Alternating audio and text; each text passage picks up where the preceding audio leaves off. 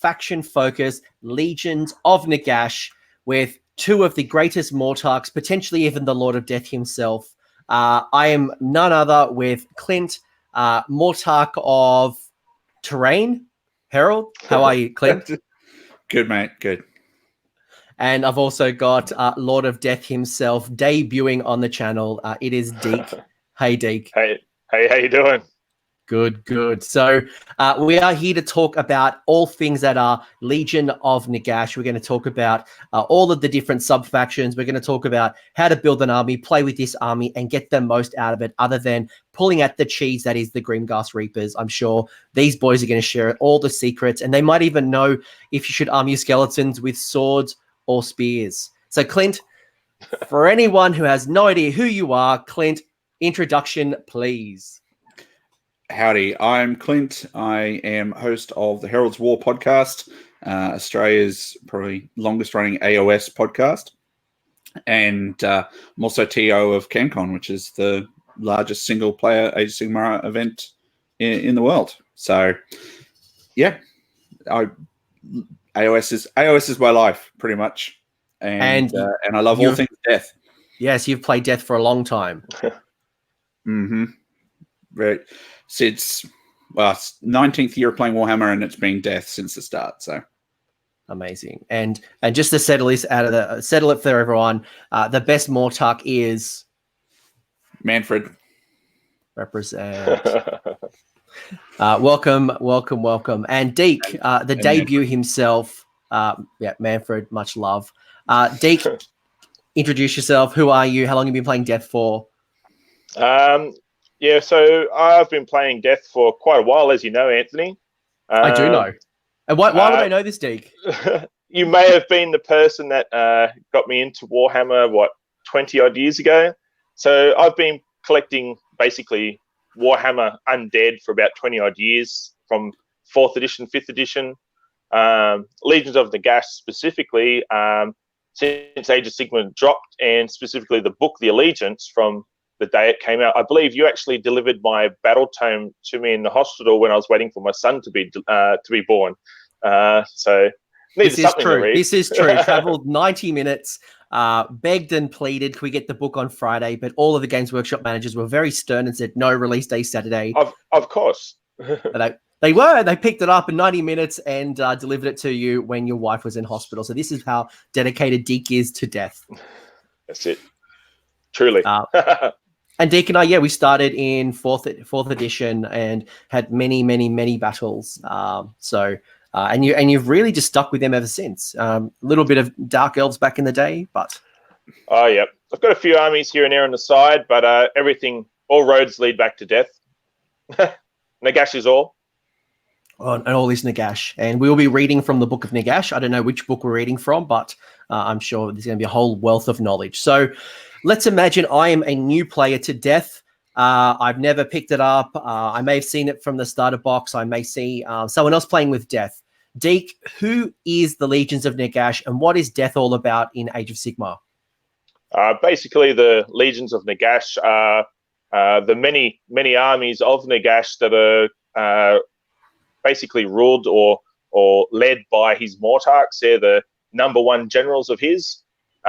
All dead things in the realms, in the mortal realms, belong to Nagash. So every realm has got undead, but Shyish is the realm of death, and that's where you'll see most of his forces. Clint, anything you'd add to that? Not really. I think that's pretty succinct, as Deke would know, being the Lord of Death. Oh, you. Flattery will get me everywhere. That's it. But I love that in the newest version or the last 12 months, even the last 18 months, they've really become the protagonist in the game. So, Age of Sigmar a few years ago was certainly around chaos and fighting off the realms of chaos in order to reclaim the lands and settle and populate from the Age of Chaos. Now that the free peoples and the older factions are kind of settling in and creating their free cities, now death has started to rise, and we've started to unlock some really beautiful storytelling, and it's led us to malign portents and sorcery and just very much the center, and I feel like it's not the end just yet. Oh, looks like there's a bit to go. Well, we've seen the teasers here, depending on when you're watching this video, but certainly there are some teasers that more is to come. So Death, awesome. Within this, there are so much glorious storytelling from the different Mortarks. Clint, you want to give us a bit of a flavor around the Mortarks and what this is all about and why Manfred's the best? So, always. So the Mortarks really being Nagash's generals, and they all sort of have a different style, I guess. So Manfred's the sneaky, conniving one, and if as a new player you like ambushing and that kind of thing, he's the one to go for. You've got Neferata, who's sort of that kind of vampiric queen kind of aesthetic with lots of and she's also the spy master, I guess, for Nagash. So she's got lots of vampires in her legions and things like that, which are represented in the rules. And you've got Arkan, who is pretty much mini Nagash. He's a skeletal chap, rides around casting spells and doing whatever Nagash says to do. And if you like flinging magic around, that's definitely the Mortark to follow. And then, in the last 12 months, we've had Lady Alinda, the Mortark of Grief, who's been added in. And she's all about making her opponents sad with Grimghast Reapers. This is kind true. of. Yeah. So if you like the Nighthaunt slant on things, definitely Lady Alinda is your go-to Mortark. And Deke, there's more Mortarks than this. Is that correct? Originally there was nine Dark Lords of Nagash, 9 Mortarks. We saw quite a few during the end times. I wouldn't be surprised if we probably saw a few more come along the line, further down the line as time goes on. It's one of the great things with undead. There's many different sort of many dead things and styles of undeath. So you could go nuts with representing lots of those, whether they're new or old characters brought up. Who knows? We'll have to wait and see. Yeah, bring back Dieter Hellsnitch, I believe. So he's gone. He's long gone. I'm sure he'll come back, but we're not here to talk thing back because otherwise someone's going to harass me about Tomb Kings and bringing Cetra back. But we are talking about Legions of Nagash. What attracted you both to this army, Deke? What attracted you back in the olden days to join up with Nagash and he looked like a clown back in the day. So what made you join and then stay? Well, it was actually a white dwarf that you actually showed me. It was an issue from 1998. Had a battle report between Heinrich Kemmler's undead army and a Beastman army. I just thought it was amazing. It was really, really cool. Rank after rank of skeletons and zombies. There was a white king riding on a zombie drag, and just the aesthetic was really cool. Really evil, dark, gothic sort of, I guess, evil marching across the tabletop. Like a real horror army is just really, really cool. The idea of it's awesome. Even chaos fears undeath, So that's pretty cool. It's like the pure horror army, other than corrupted chaos army. So yeah, I think that's really cool. And Clint? I, as a kid, had always liked horror. I didn't know it at the time, but what you could term gothic horror, Dracula and that kind of stuff. And so when my friends took me to pick armies, they had some vampire bats there, a little blister of vampire bats. And I went, "Ooh, this is pretty cool." Picked them up, and then sort of 6th edition dropped that month, and they had all of the they re-released the army lists, and they're like, "Oh, vampire counts," and they had all the cool undead sort of units, the direwolves and skeletons and things like that. And I'm like, "Yep, this is me," and I still have those bats. Very good. I think Death is definitely a passion project. People are drawn in not because of their rules; they're drawn in because of the aesthetics and what it can bring to the table. I think it's very unique, and I love it. And I've always 100%. Loved playing against Death armies, except Grimghast Reaper armies. But moving forward, what are the strengths, Clint, of a death army? If I was picking this up for the first time, what do I need to know from a strengths point of view? What are these army good at? Okay, so Death, or the Legions of Nagash, are quite good at magic. As a baseline, they're quite good at magic. And then if you take Nagash or Arkan, they get even better. So you can fling around spells with a bit of impunity. And you've also got access to some fairly cheap bodies to put on the table in the form of zombies or skeletons. Or chain rasps are pretty cheap and effective. And you also get to bring units back and replenish your units. So you've got this, true to the fluff, you've got this never-ending horde of undead things that you can march across the table. You know, a unit of your skeletons gets destroyed, and your general can bring back that unit from one of the grave sites that you've set up on the battlefield, and all of a sudden that unit is just marching back across the table at people, just in this never-ending wave. It's so bodies and magic are the things that it does really well. Yeah. Deke, anything you'd add to that? As Clint said, like, it's an army that wins through attrition. You just grind down your foe. Obviously, most armies can't replace what they've lost, but your units, your war scrolls continually, they heal, you bring back slain models, and whole units can come back to life. So that's one of their greatest strengths, being able to shrug off damage. Any failed armor saves, you take damage. Well, just like Walking Dead, you've got to do a headshot. So that a lot of the time, the undead don't care about regular mortal wounds that might suffer. They'll just keep going. So pretty tough army. I'd say the other strength that I see in the list is the variety and a diversity of list.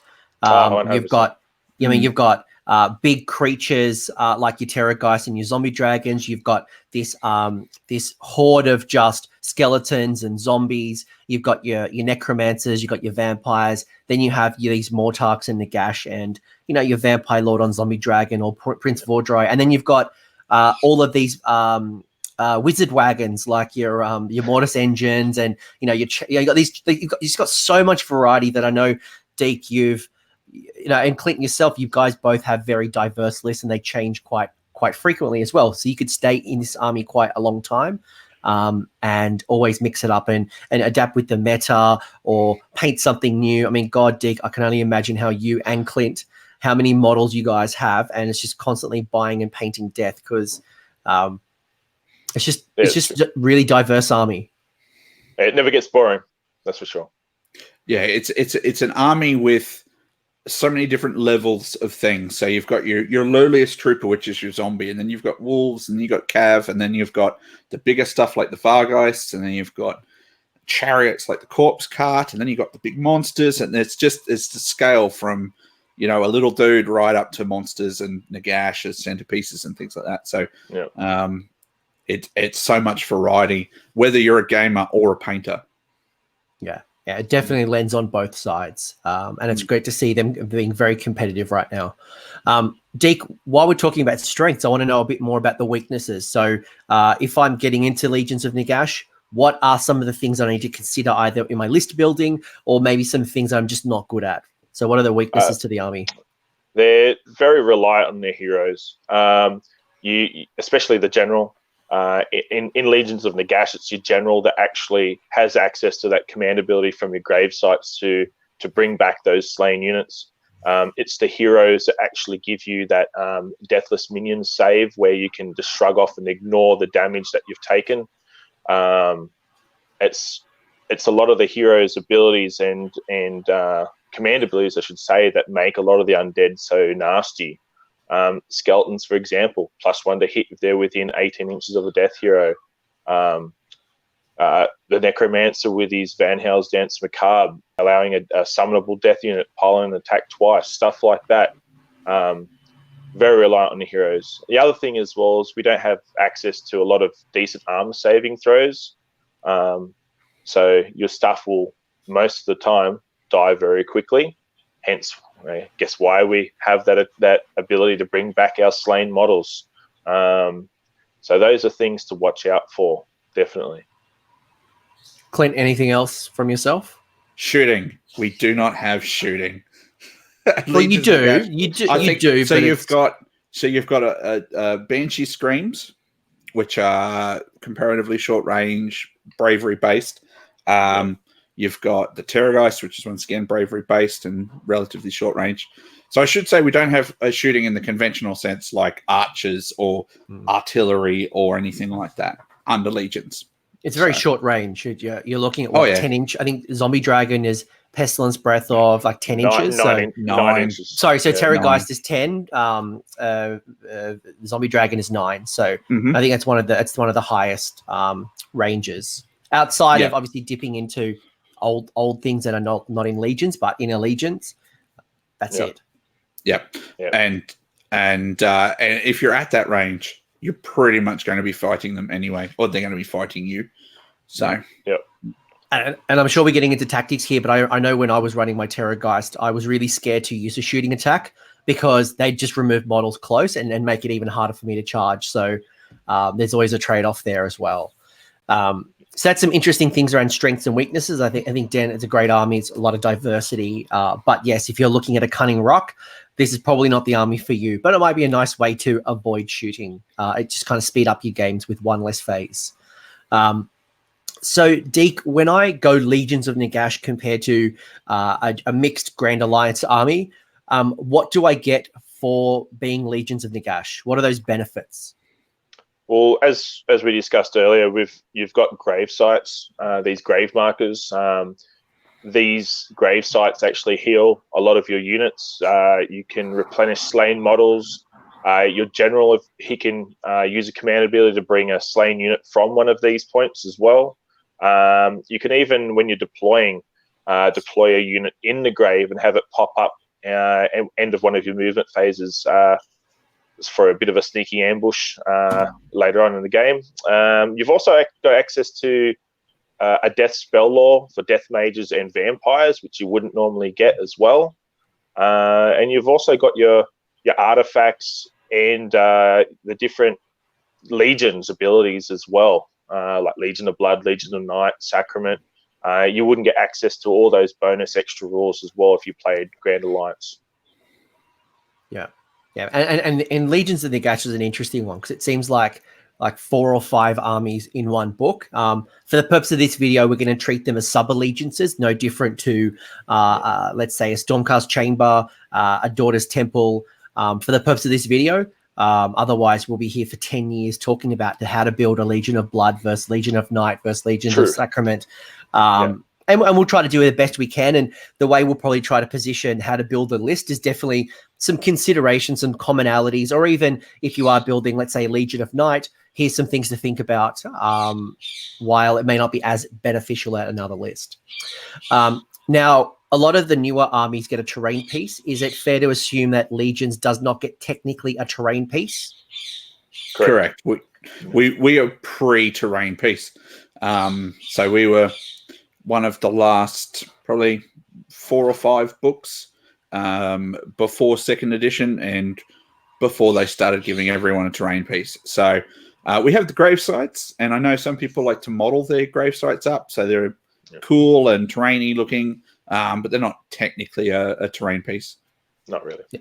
But they are. So you essentially get these 4 markers that have no size per se, but you measure from the center of that marker, which is your grave site. Mm-hmm. Yeah, much in the same way as you would an objective marker. Yeah, that's essentially what they are. Yeah. And we've already talked about that. We know within Legions of Nagash, you have these sub-allegiance. So you've got now you've got Legion of Night, Legion of Blood, Legion of Sacrament. We have Soul Blight, which is a little bit different than the others. We have technically Legion of Grief, which is not in Legion of Nagash, but it is a part of Forbidden Power, which is almost like a bolt-on to Legion of Nagash, adding more complexity to this discussion. And then we have generic Grand Alliance Death. That's in the book? Yep. Have you mentioned Nagash's own Legion, the Grand Host? Of course. And then we have Grand Host of Nagash, which is another one. Yeah. It's a lot. Yeah. A fair few lists to choose from. Yeah. So we ready to start building those lists? Definitely. Oh, definitely. Yep. Cool. All right. So let's get into list building. Where do you guys start? Clint, maybe I'll throw it to you first. Where do you start when it comes to list building? Do you start at the sub-allegiance, so the blood, the sacrament, those types of things, or do you start with a Mortarch in mind, or do you start with where do you start in this book? I think really you have to start with an archetype of the list that you're wanting to do. So I've mentioned before, if you want to sling magic around, that Sacrament might be a good thing. I think you have to. So you have to make a decision whether you're going to take Nagash or not. Because if you take Nagash, you have one choice of allegiance, a set of allegiance abilities, which is the Grand Host. If you don't take him, you then start to think about other things. So if you want to sling magic around, you want to take Nagash, you start with Grand Host, and you can add in a bunch of units there. But if I'm writing a list, I tend not to take Nagash. Unfortunately, a picture fell off the wall and crushed mine into a bajillion pieces. So I just, it was the saddest day. So I tend to go from an idea whether I want to take lots of Death Rattle and perhaps take the Death March, which is what I've been doing a lot lately, or just go for as many units as I like, or sometimes I feel like taking Manfred's battalion and going ambushing. So, all right, so let's maybe start at those sub-allegiances. I think that often dictates. I might have this awesome idea that I want, Arkander Black to lead my Legion of Blood list, but that actually may not be possible. So I think that might be a really good starting point because it's their archetype. So let's talk about some of those. So let's give me a high-level overview, Deke, of what is the Grand Host of Nagash, the Nagash's own sub-allegiance. What are the benefits by going down that route? So with him, you can actually take Morghast as battle line, which is a big one. If you've got the big man as the general of your army, so Nagash has to be your general. Nagash has to be a general in that one. Yep, he's also the only one of the legions that can actually take Nagash as well. Another one in that, I believe it was Graveguard get an extra attack from that one. No, so Graveguard can be battle line. Battle line. That was battle line. Yep. And Morghasts get an extra attack. Oh, other way around. Yep. Cool. Yes. So I haven't fielded that legion myself too often because Nagash himself is a big chunk of points. Although he's definitely worth it. Sometimes I like to have a bit of variety in the army. So that's actually one of the next projects I'll be working towards is actually painting up a bunch of Morghasts and fielding them. Yeah. Sweet. Yeah. Clint, anything you'd add to that one? Yeah, Grand Host is really good if you want to take Death Rattle because they've got a number of... if you're not going to take Nagash, there's a number of command traits in there that work really well for Death Rattle. Like there's a Lord of Nagashazar, which is +1 attack for Death Rattle within 12 inches. And because we're an old book, it's just within, it's not holy. So you can do all sorts of fun stuff with huge units of knights or Graveguard or skeletons, giving them +1 attack and that kind of thing. And with Graveguard being battle line, like they are quite good in Grand Host. So yeah, and Grand Host doesn't have to have Nagash, but if you are fielding Nagash, he must be the general, just for clarity's sake. Correct. It's a great strong build. Definitely some builds when you and we'll get into that a little bit later. But Legion of Sacrament. Do either of you run Legion of Sacrament? And who wants to take the lead on this one? I've run it a few times myself with the Lords of Sacrament battalion in there as well.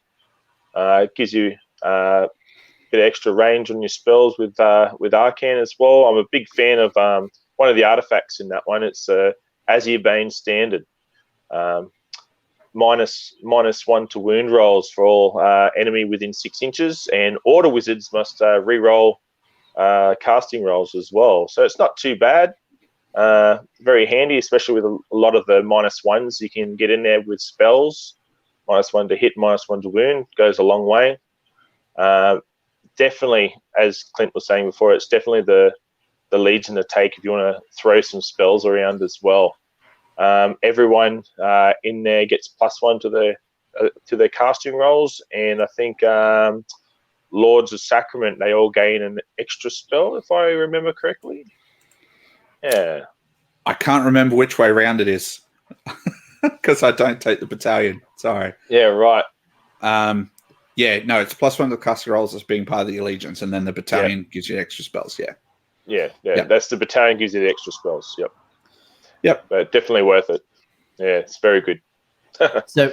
So we've definitely got an archetype, which is the Grand Host, which is definitely super beneficial when it comes to building around skeletons and Graveguard and even your Morghasts. Definitely your Nagash build. You've got your Sacrament, which is definitely more of the wizardy type one. So if you're thinking about building more of our wizard heavy list, it's the Sacrament that is definitely in your favor. The next one is the Legion of Blood archetype. So Clint, can I just come back to Sacrament? It's quite good if you want to build a fast build as well, because there's a command trait in there. Units within 6 inches of your general get 3 inches of movement at the start of the hero phase. So you got something on a decent sized base, like the zombie dragon. That's a fairly big aura of stuff that can then move 3 inches in your hero phase. So like you get 3 inches of movement then. Some other stuff, such as the Death March Battalion, gets another 4 inches of movement. So you've got stuff that's moving 7 inches before your movement phase. So Sacrament's a weird one to think of as being quick, but I've run some fast builds, and I've seen folks like Luke McFadden run some incredibly fast death builds in Sacrament. Sorry, Anthony. It's worth calling out. I thought I'd add that one in. Yeah, that's great. So definitely when I think of movement, I don't think of Sacrament. Definitely that's more of a knight thing, but it's good to know that you could be fast as well as very wizardy. Something that's not as wizardy would definitely be Legion of Blood. Clint, are you a Legion of Blood man? No, really. I'll defer to Deke. Then I know Deke definitely is. Love my Legion of Blood. What's that archetype like? Vampires, which is what I love most. All your Blood Knights get +1 attack. Same with Vampire Lords as well. All your units in your army give an additional -1 bravery to the enemy as well, and that stacks with any of your death banners. So you get units to -2 bravery. Combine that overwhelming dread, -3 bravery. It's great. You're charging with a big unit of Blood Knights or your Vampire Lord and Zombie Dragon, kill a whole heap of models, and watch heaps run through Battle Shock. It's amazing. It's really, really good. We've already spoken about some of the ranged attacks being bravery based. So there's nice little, a few little sneaky bravery bombs in here as well. And this is led by Neferata. Legion of Night, Clint. I feel like I got to throw this one to you. So what's the archetype of Legion of Night, and what do I get for it? So sneaky. Legion of Night lets you put 3 or up to 3 of your units into ambush, into reserve, effectively, that you can then bring on at the end of any of your movement phases from the board edge. Normal rules within 6 inches of the board edge and 9 inches away from an enemy. But it's any movement phase at the end of any movement phase, which is stronger than some of the other ambush mechanics in the game. So you can do some fun stuff with Terrorgeists. I think that was something that you were running around with for a while there, Anthony. Yeah. I like to put Morghast Harbingers in there, which they're pretty good, especially if you're running Manfred in there. You can give them reroll 1s, makes them more effective. And I've written a couple of lists lately. Anthony's done nothing but complain about them, but Grimghast Reapers in ambush as well. A unit of 20 ambushing in from the side. It's quite good. It's usually what you see. Yep. I just like to play my armies without a crutch. But hey, sorry. And you can run Manfred's Battalion in there, which has Vargheists in it as well. And they're not bad in ambush either. You also get, while your Death Rattle units are wholly in your territory, they get +1 to their save rolls. So it's good. You can set up nice defensive blocks of skeletons on your objectives and things like that to guard stuff that you wouldn't normally think of, and then ambush your strong stuff in from the sides. And it's worth calling out that the ambush and the summoning mechanics, or putting units in a gravesite, are two very different rules. So I know I would play around a lot by putting things in the gravesite. I'd hide skeletons, dire wolves, summonable units in gravesites, or have the flexibility of putting them in the sideboard, the Legion of Night sideboard, or doing both. So I'd put down, and we'll get to the tactics down the track, but there's almost a double mechanic in there, which can be fun. Yep. And sometimes you don't have to put anything into the ambush. I think sometimes it's really quite strong to just sort of leave one of your decent units to the side just as you're deploying, and people think that that's what you're going to throw into ambush, but then you just deploy it at the end. Yeah. You just go, and they're going on the field. And people go, guys, I've been setting up against you, ambushing stuff in, and you go, well, too bad, it's all on the board, and then you just, Yeah, absolutely. And it's probably worth calling out as well that a little thing that's differently to this book versus some of the other books is that there is artifacts that are specific to each of these sub-allegiances. So unlike a traditional, let's say, Sylvaneth book where you've got one artifact pool and obviously it's broken down into different parts, these artifacts are aligned to the Grand Host or, Legion of X. Yeah, each allegiance has its own command trait list and artifact list, which is why I tend not to think of them like the Stormcast chambers and stuff like that. They are separate allegiance. I know for the purposes of this video, we're kind of cramming them in together. But when people say, "Oh, Legions and Nagash is just all one thing," it makes me very angry. They are very different. It's all very different. Yeah. Now, all of these get a spell lore. Both they get the lore of the dead and they get lore of the vampire. There are a few other, allegiances. Deke, the one that you are closest to your heart, is Soulblight. We also have Grand Alliance Death. Give us the rundown, Deke, of the Soulblight and who is Soulblight and all that good stuff. So Soulblight is specifically all your vampire stuff. Anything with the Soulblight keyword. What's different about that is there is no specific Mortarch to that. Although you can have both Manfred and Neferata in that army, being vampires themselves. What's also cool is it has access to, when you pick your general, your whole army can belong to like a specific bloodline. It's a throwback to what we had in Fantasy Battles days. Now, they don't call them Blood Dragon, Necrarch, Von Carstein, but if you know your history, you can pick them out. Like Dragon Warriors is Blood Dragon. Lords of the Night, that's Von Carstein. But specifically with that, your rank and file, your battle line is Soulblight and Blood Knights. So it's a super elite undead army. So you have to be very careful with how you play it as well at times. It hits like a ton of bricks, but most of the things in this army, they're not summonable. Other than bat swarms and fellbats, nothing comes back from the dead. You don't have grave sites. They're not the lesser undead. So a lot of them have abilities to heal through drinking blood. They slay a model, they heal a wound, things like that. But once the model's dead, that's it. There's no coming back from it. So it's a little bit different, but it's a lot of fun to play. Hits like a ton of bricks. It's really good. Yeah. And then finally we have Grand Alliance Death. I don't know if it's even worth talking about.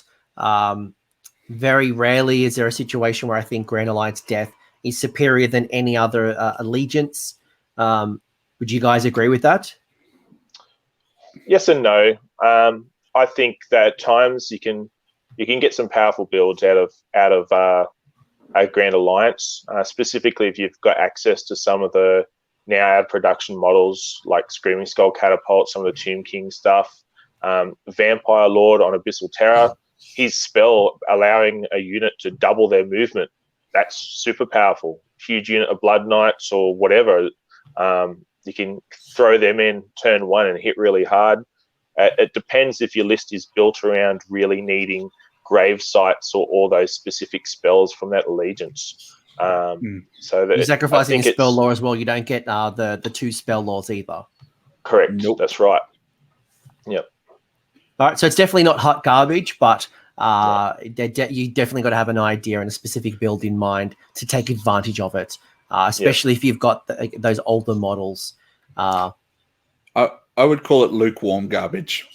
It's tolerable if that's the only meal that you've got. Otherwise, heat up some delicious Maggi noodles or something. Yeah. Okay, cool. So now we've got a bit of an archetype in mind, and we're thinking, right, how do I've got an idea I want to start building around. Let's actually start building some lists. And what we're going to do is we're going to go through each of the different battlefield roles.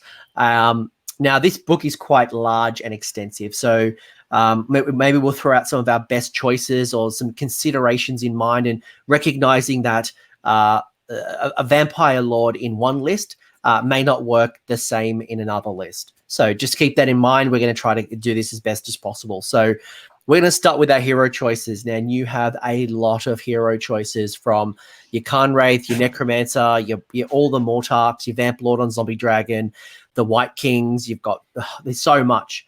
Where do you guys start? Deke, I'm going to start with you. Let's talk about some hero choices. What do we like and why do we like them? Give me one.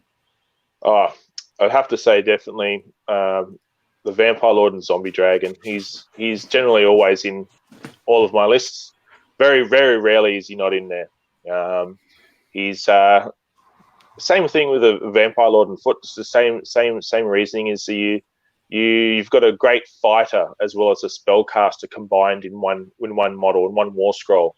Vampire Lord and Zombie Dragon, you just got the extra movement. You can absorb a lot more damage and deal out a ton more damage as well to the enemy. I don't rarely see a reason not to take one in my list. Fits into most of the Legion's themes as well, which is a big thing with me. Build the army list around a theme, then let's see if we can make it competitive. But yeah, no, it's definitely my go-to hero for an army, definitely. Clint, anything you'd add on the Vamp Lord and Zombie Dragon? He's really good. He's been in a lot of my lists as well. I think I've taken him to a couple of events this year.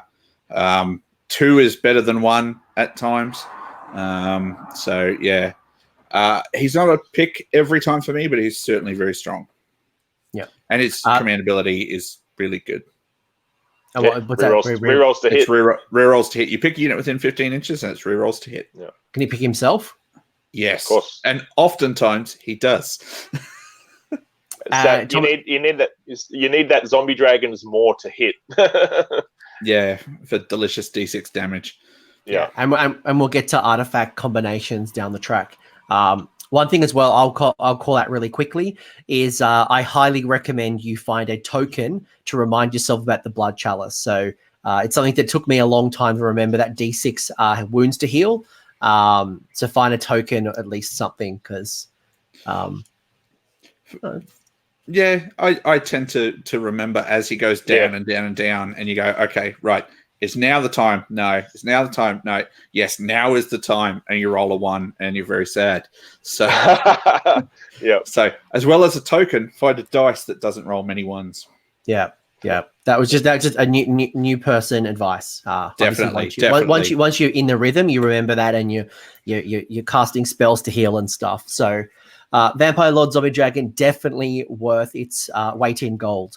Clint, what's another choice that you go to? And again, feel free to put your hat on, whether it's a Legion of Blood hat or a Knight hat or whatever hats you want to wear. I'm wearing a Venom hat.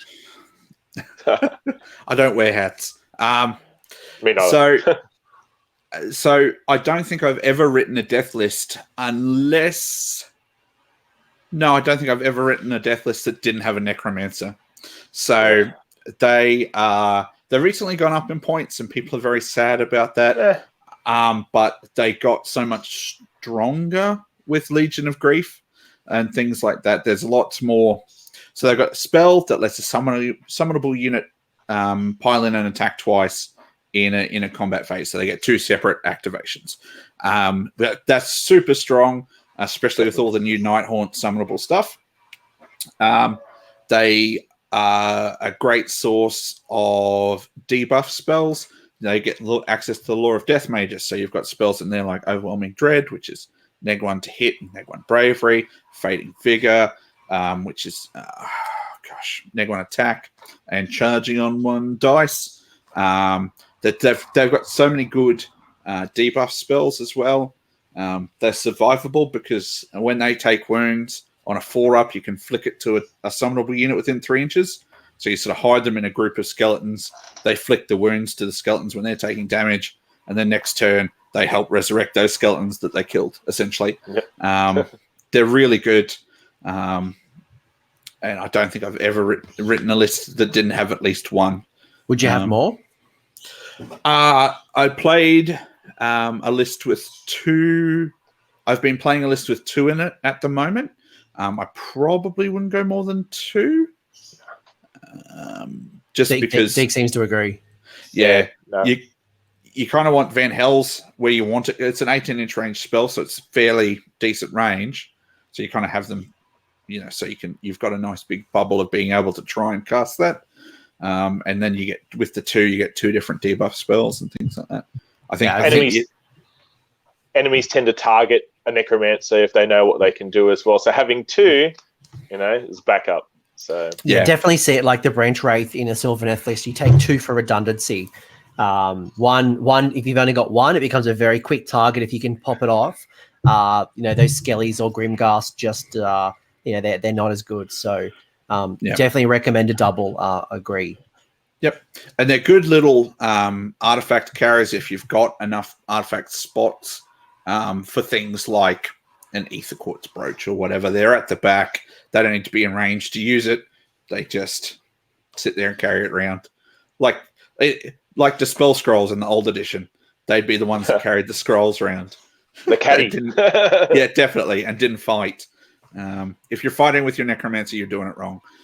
Yeah. You are at the back end of the game, and you are fighting for life. Yeah, you have done badly. Yeah. 100%. Deke, what's another leader you like to go towards? Do you take any of the Mortarks, or actually, you know what? Obviously, if we take one of the Grand Hosts or the Legions, you're likely to take a Mortark. Are they all good? They all have a place? Yes and no. They can be squishy at times. 11 wounds, 4+ save. You've got to be using them smartly. You can't just throw them into the thick of it. You've got to have a specific purpose in mind for them, what they're going to be doing. If you run them up, they'll just die. Manfred and Neferata, they're not bad fighters, but still, you want to throw them in with something else to absorb some of those pile-ins. You don't want them taking the brunt of all the attacks. Would you agree, Clint? Absolutely. I think with the Mortarks, you have to treat them like the lore portrays them. So Manfred doesn't fight a fight that he knows he can't win. So you don't put him into combats that are dicey. You put him into combats that you know you can win. That unit of 10 Blood Reavers sitting at the back, holding an objective. You put him into them because he'll kill them all. But if you're in any way a bit iffy on it, you got to hedge your bets in some way. And Neferata is a little bit the same. She's got bucket loads of attacks. But yeah, they've only got 11 wounds. They've got no sticking power, really. Yeah. Because they've got 11 wounds and a 4-up. And Arkan shouldn't really be in combat anyway because his job is to cast. He can make his cast range longer to mean he should be further away from the enemy. To help him stay out of the fight, yeah. Definitely. Yeah. I have had to fight Colonel Hunters with him, though, and he killed 2 of them. All right. Yes. Well, he's no slouch. Still does all right. He's Steed Razorek, or he does most of the damage rather than him. But, no, he's not good. But the Steeds are pretty fighty. Yeah. Yeah, I think if I think about the Mortarks, and we could spend a long time on this, the Mortarks are a wonderful support mechanism, but you are looking around that 400 point mark. So really thinking about how like when you compare, let's say, a Vampire Lord on Zombie Dragon or Prince Vordry, who's around approximately the same amount of points, give or take. Is a Mortark going to be your Vampire Lord on Zombie Dragon? No, that is definitely the hammer in your force that's going to go out there and smash face. Your Mortark is going to support, whether it's Neferata using her command ability to provide that -1 to hit aura, whether it's Arcan with his additional spell casting, or maybe throwing some endless spells from behind the line, or what I did with Manfred and definitely using his command ability to allow re-rolls of, if I remember correctly, ones to hit, or re-rolls to hit. Rerolls of 1 to hit and wound. Yeah, so he's actually incredibly command point efficient. Yes, and when you think about running bubble. the Vampire Lord on Zombie Dragon, doing the bubble with a Terrorgeist, and start stacking those real damage builders. But definitely is Manfred running up in the center of the board and trying to wreck face? Probably not. I'm currently running him in a Soulblight list at the moment, and he's I run him with 2 units of 6 Vargeist, and with his command ability, they tend to shred the crap out of things. And provides him the support. He usually gets stuck in as well, does a bit of choppiness. But yeah, they'll definitely clean up with him supporting them. Yeah, I've seen some really good combinations with, whether it's Neferata and Arcan, Neferata with Manfred. It gives you really nice combinations, but you are investing almost 1/3, probably even 1/3 of a 2,000 point army in doing double Mortark. So you're probably a lot of points. Yeah, you're probably not running a Vampire Lord on Zombie Dragon with double Mortark, unless you're in like a 2,500 point army. Yeah. Hey, I know somebody who's running a 2,500 point event. Well, he also can't play in his own event. But there's 2 other death players here, Anthony. There's 2 other death players. Overall, the Mortarks are good and they've got their place. So long as you know their role, I think that's the key. Know their role. And don't make them try to do things that they're not meant to do. Yeah. Realistic expectations. Absolutely. Yeah. But there's some cool stuff, I think some of the Mortarks, if they kill a model, they get to heal a wound back. There's some great spells that kind of boost them up, but there you go. Deke, what's another hero that you like from your list? The Vampire Lord on foot or on a steed. Or with wings, with a wing, wings. Generally, their command ability is amazing. +1 attack for a death unit within 15 inches. +1 attack is handy for nearly any of your death combat units. So whether it's Blood Knights, in a Legion of Blood in particular, get your Blood Knights to 5 attacks each, doing D3 damage on the charge, or even just on a Zombie Dragon. It's pretty good, very amazing. And they themselves, much like the Vampire Lord and Zombie Dragon, you're combining a great fighter with a spellcaster, when normally a lot of other armies, they've got to fork out points for 2 separate models, a fighter or a wizard, to do that. So they fulfill both those roles really well. Yeah. And again, you'll probably argue and discuss this for a while. Any considerations on going wings versus horse versus any other build? No, I tend to favor the steed. I don't know why you'd ever take a Vampire Lord on foot. If you're going to take a Vampire Lord on foot, you definitely take the wings. Yeah. But I like the steed. If I'm going lots of Blood Knights, I'll tend to go with the steed. Just sort of fits with the theme a bit more. +2 attacks as well. There's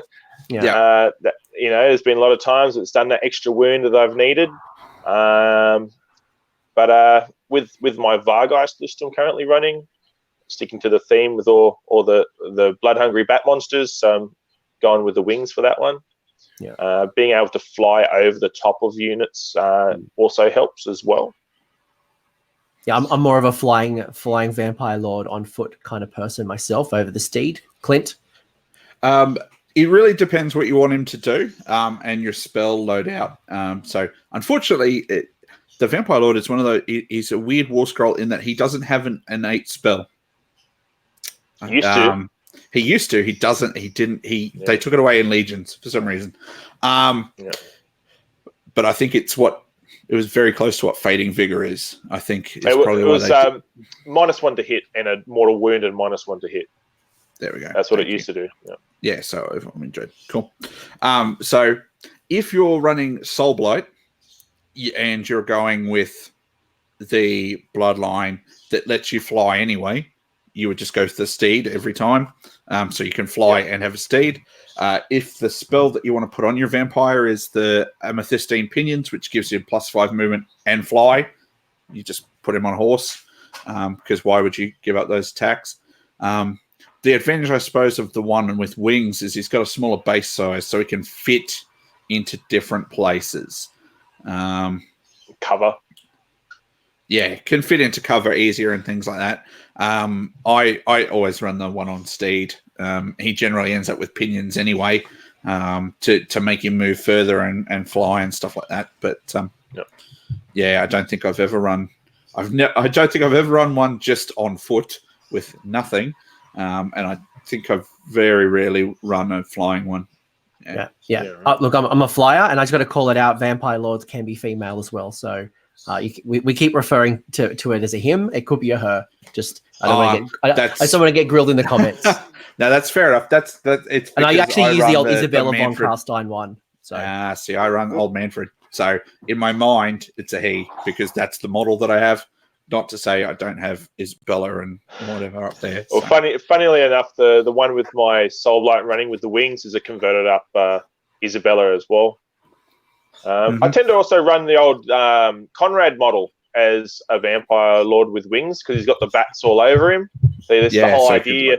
Burst into a cloud of bats and then reforms later on. So that's something that I did. Something that I did because I'm using the Isabella model, the old Isabella model. I've used a little flying stand to kind of levitate because in my mind the flying isn't the wings; it's more of that traditional Elizabethan vampire that flies. You know the not psychotic, but you kind of see that levitation kind of fly. So it's your hobby. Do what you want to do. But I want to ask, no, go on. I was going to say there's also an old Mordheim vampire that's like taking off with his cape out behind him. And the running one. He could probably make him come off a rock if you wanted to make him fly as well. He's launching. He's launching, exactly. Yeah. Right for your face. Clint, I want to ask you about White Kings. So you've got two options about the White King. You've got one with the Tomb Blade, one with the Black Axe. Do you even like White Kings? Is there a place for them in a list? And what might that place be if we were going down that route? Because it is a cool model. They are cool models. They are amazing models. So you've got the old Krell is the dude with the Black Axe. And the dude with Baleful Tomb Blade is the plastic White King. The one with the Tomb Blade you can put on a steed, which is super important because if you're running to run Death March and you're wanting to run lots of Death Rattle, lots of Skeletons and Black Knights and Graveguard, Death March is awesome. Extra resurrection, extra movement. You'll need a White King at the center of that. You put him on the steed so he can keep up with everything. And so that makes him super important. He's not great at fighting. I think he's like 4 attacks and 3s and neg 1 and 1 damage and maybe D3 if you roll a 6. I don't think I've ever killed anything with a White King. But he should be just primarily a buff piece in your army. And the army that I took to the UK and to New Zealand had a White King as my general, because that way you can give him the command traits like the +1 to hit for all the death rattle within 12 inches under Grand Host. You know, he's running around with all of your death rattle stuff anyway. Why would you not get him to make them even better? Because he's got a command trait as well, a command ability, which is add 1 to the melee attacks of a death rattle unit. Yeah, so, we're kind of starting to see already some of the synergies that are coming about, whether it's, combining a White King in a Legion of Night list and, they get +1 as save when they're in their own territory, +1 attack, or, the Graveguard being a battle line in a Grand Host. adding them +1 attack, and then we're starting to slowly see combinations. So this is cool. But overall, we think White Kings have their place as long as we recognize, again, their place. They're not a Vamp Lord or Zombie Dragon. You build into them. If you're having lots of Death Rattle, that tends to be what you do.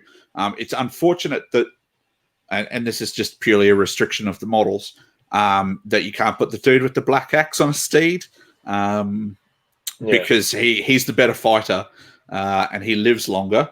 But obviously they never put Krell on a horse, so they don't have a model for him, unfortunately. As such, you can't put him on the steed. Once upon a time, you used to be able to give them a banner, and that kept your Death Rattle stuff alive longer as well. But they took that away when they did Legions as well, which made me sad. I had 2 of them. Yep, I was very sad too. Yeah, it was very cool. Oh, dear.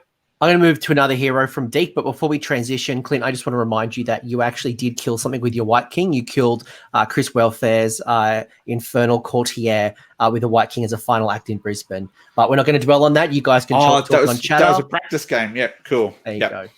Deke heroes. What other heroes do we like in a list? I've been known quite a few times to take a nice, cheap, cheeky Khan Wraith.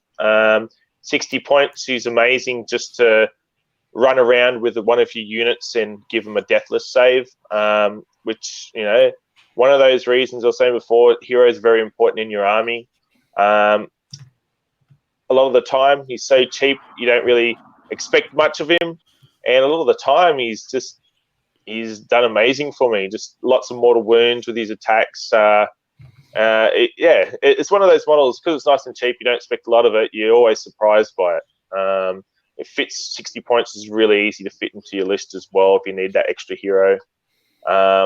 Generally, I don't tend to take much other than Vampire Lords, Necromancers, and Vampire Lords and Zombie Dragons. The Mortarks I'll take here and there, like the named characters, but they always tend to be the 3 that I always go to. Banshees always appear in my Legion of Blood, but it's very, very particular on what sort of Legion I tend to be running. Why is that? What just I don't want to move away from that point. So why would you take a Banshee in a Legion of Blood list? Oh, it's just for the leadership debuff. So if you can get a unit to -2 bravery from a banner and being Legion of Blood, or her Scream, you roll 2 dice. If you beat for every point that you beat their bravery, it's that amount of mortal wounds that they suffer. So if they're at -2 of their bravery, well, it's an extra 2 mortal wounds that they could potentially take. I do believe there was a list I took once where it had 5 Banshees in it, in a Legion of Blood, just for the bit of fun. This was before Legion of Grief, which would be a much better way to field them now. But that was a lot of fun. Did a fair bit of damage in that one. Yeah, so we're talking about the bravery debuff here. So that's making correct, it easier for the Tomb King, the Tomb Banshee Scream. Those minuses inherently in Legion of Blood make it easier or more mortal wounds to dish out. Correct. Yep. Yeah. Same reason why you chuck a Terrorgeist in there as well. Yeah. Still has its place in other lists, but that Scream becomes a little bit easier in the Blood. More effective. Yeah. Cool. Clint, any other heroes you'd want to talk about? And because you do have a fair amount, we haven't talked about the granddaddy himself. I call him Nagy. Some people might call him the Lord of Death. Do we have any thoughts, opinions on this very heavy chunk of change in a list?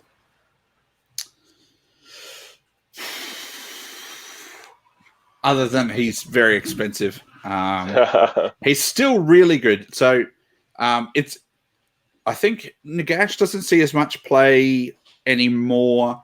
That Nagash plus 2 units Grimghast Reapers lists kind of has fallen to the wayside a little bit because everything in it got dearer, got more expensive points wise. Plus, you can't say buy as many command points. And I think he wasn't as popular here as he was in other places because we tend not to play in Australia at the moment with full realm spells. Whereas some of the other places like the UK, they play like if you're a Realm of Fire, you have all of the Realm of Fire spells, which just makes Nagash amazing because he's got bonuses to cast. He's got so many casting attempts. Yeah. He can just go, I want to do this one and this one and this one. And, he knows the spells of all the death wizards on the board. So he casts that dude's spell over there, and he casts a couple of fire ones, and casts his own spell. And so he doesn't have as much utility outside of the realms. And he got a little bit more expensive. He's still not as expensive as he once was, though. And at full strength, Nagash can cast 8 spells? Correct. Yeah, so at full strength, and as he goes down, he knows less and less spells, but I think he has base 3 spells and minimum of +1 to that before he's dead. So you're casting 4 spells at minimum. The question is, does he have enough spells? And I think the realm spells really help that. Yeah, definitely. It's the only time I ever ran him competitively was when he was 900 points. So I have no competitive experience with him while he was cheaper. I mean, obviously, it gives you +3 to cast. At fully healed, he's +3 to cast. He gives you +3 to unbind. So he's a wonderful spellcaster, super tanky hero. He's a mage. He's going to be able to walk up the board and just really dominate. Very few tables he would get dominated. But you are paying a lot of money and points for that ability. And you have to be really good at bluffing people into picking Witch Fist if you're playing Nagash. Definitely. Yeah. Definitely. You've got to be really good at bluffing. And that's a referral to his spell, to the Hand of Dust.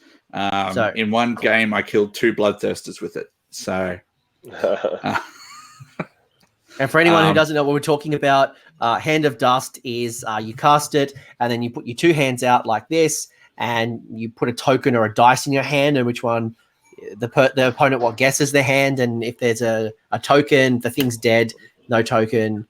I'm really it's terrible. It's the other way. It's other way. Poker face. Yeah. So if they every time it's been cast at me, I've always avoided it. So yeah, you put a dice in your hand, mix them up behind your back, whatever. And if the opponent doesn't guess which hand the dice is in, his model's dead. Slain outright. Removed from play. Yeah. Alariel dead. Marathi dead. Absolutely. It's just gone. And some people out there don't enjoy that aspect of it. They'll be like, I'll roll the dice on a 4-up, your dude's dead, which I think takes away a little bit of the buffing aspect, the bluffing aspect, and that kind of interpersonal play. Yeah. But if they want to suck the fun out of life, then I'll let them. It's probably worth calling out here as well the combination of Arcan the Black. So Arcan also knows all the spells of death on the board. Is that correct? Yeah. Within 18 range. Friendly death within 18. His isn't as strong as Nagash. Okay. Because we have heard stories of Arcan the Black Curse of Using off Nagash. Hand of Dusting off Nagash. Yeah. And because Arcan, because he can increase his range, because Hand of Dust is only a 3-inch range. It's only tiny. Nagash has to be in harm's way to do it properly, essentially. But if you increase that a couple of times with the Arcan, all through the spell portals, it can be quite deadly. Yeah, so I've seen a few people have run Arcan and Nagash as together as a bit of a tag team. I don't think it seems the best way to do it. Yeah. The Arcan Nagash thing isn't overly efficient points wise. What you want to do. We also skipped through an important spell that I think both yourself, Clint, and Michael Thompson would rap me if we didn't talk about it, and that is Arcan's Curse of Years, which is an amazing spell and something that is often worth its weight in Mortark gold. Clint, why are you laughing? And do you want to tell about this spell? All right, it's less good now that they errated that. So it's a spell. So basically, it's a spell. You roll 10 dice, 6s in that initial roll, do mortal wounds, and you take those 6s and you roll them again, and then 5s do mortal wounds, and so on and so forth. If you get to 1s, it's just the unit or model it sort of keeps decreasing, and if you get to 1s, the unit's dead.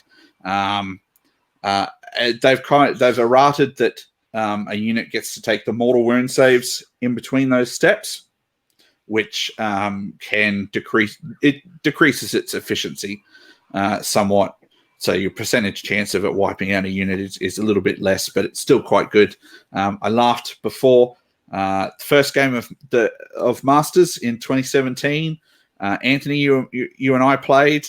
We did. First up, my first magic phase. I had Archon. I Curse of Years off 40 swordsmen. Just went bam, got to ones. The whole unit's gone. I was quite happy about that. And then a month later is CanCon. Yep. And I played Michael Thompson, who was running Arcan the Black, and turn one, round one, top of the turn, swordsman deleted. So basically, both swordsmen didn't get out of the block. So it can be awesome. It's an awesome horde killer. Probably not so good for elite units, but to delete a unit of 40 with one spell is super powerful. I've got a great story for that as well. Ooh, yep. Nathan Princey at GamesCube, we're having a bit of a battle, and had 30 direwolves locked in combat with 30 blood warriors. And we know how nasty blood warriors are, how hard they are to get rid of. Cast Curse of Years. Out of the 10 dice, a single 6 appeared. That single 6 went all the way down and destroyed his unit of 30 blood warriors. He was most distraught.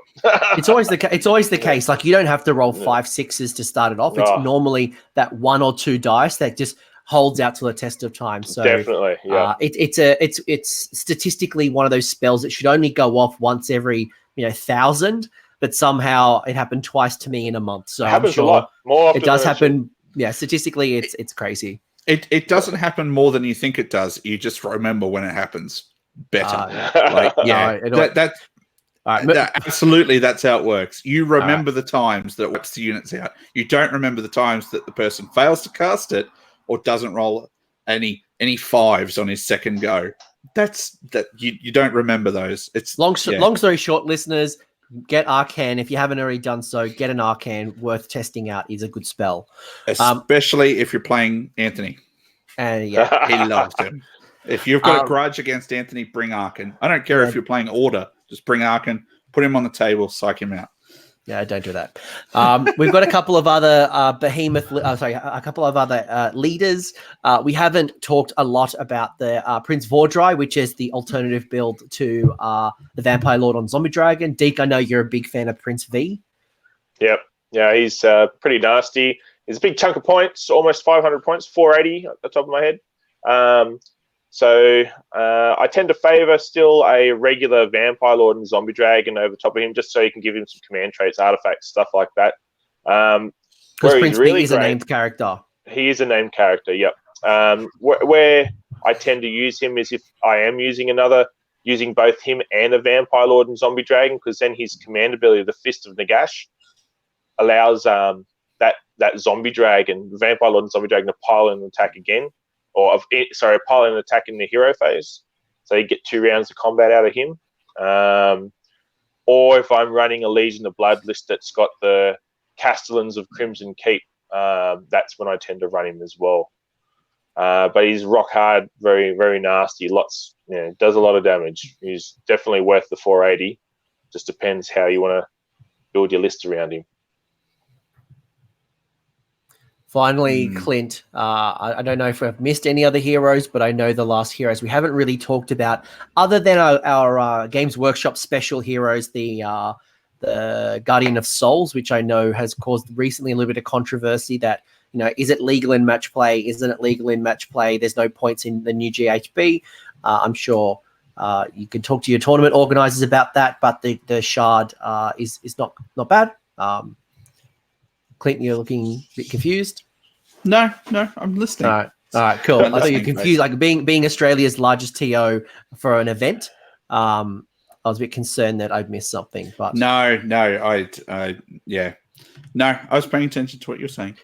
So the last question I had was around our wizard wagons. We have the Coven Throne and we have the Bloodseeker Palanquin.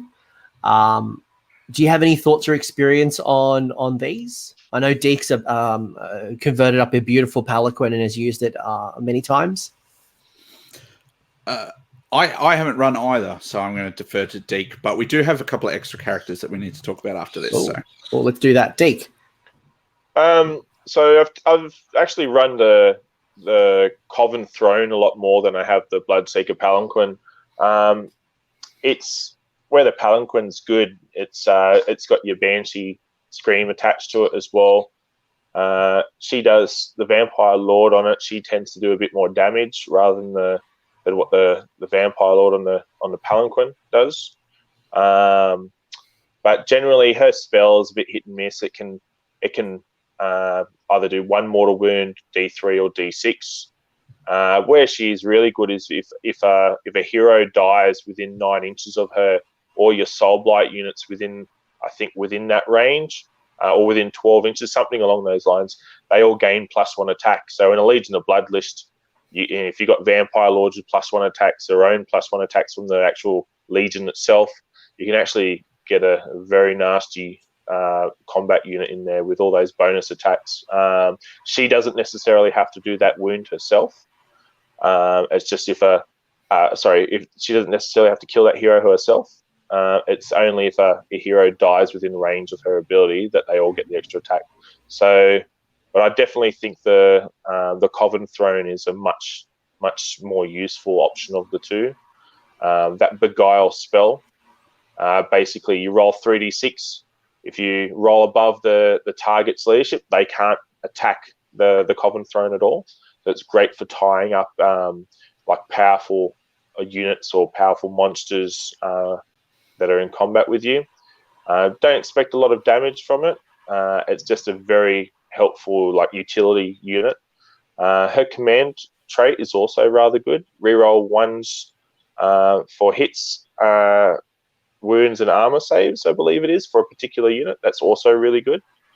The Mortis engine itself doesn't see a lot of use from myself unless I'm running the Lords of Sacrament battalion. It's one of the things you have to include in it.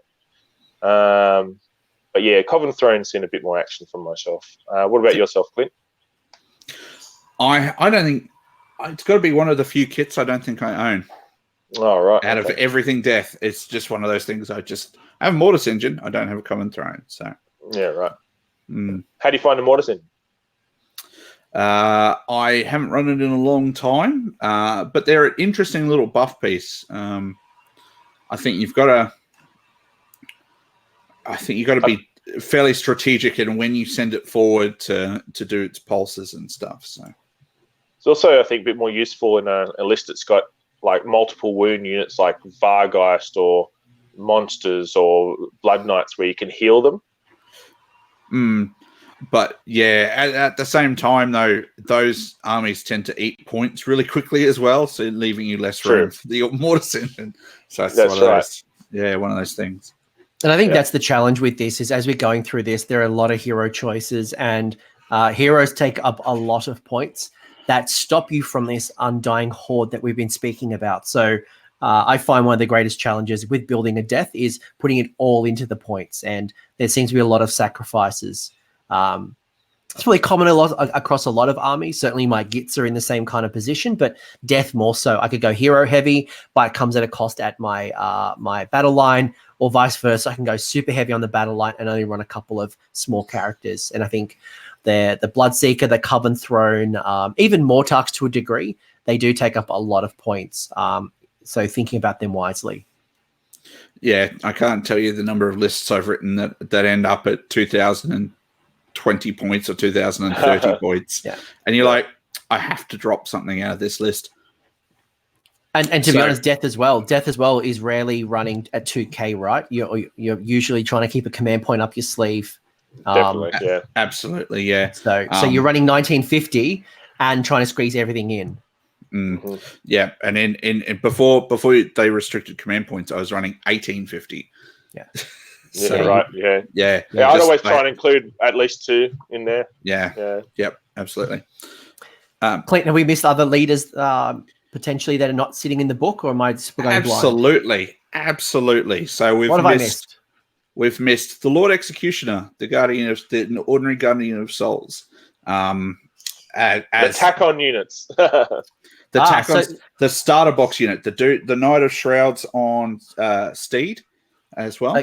So just to pause here for a second, because those guys are not on the book. They're not in Legions of Nagash book. They are errated in to be part of Legions of Nagash.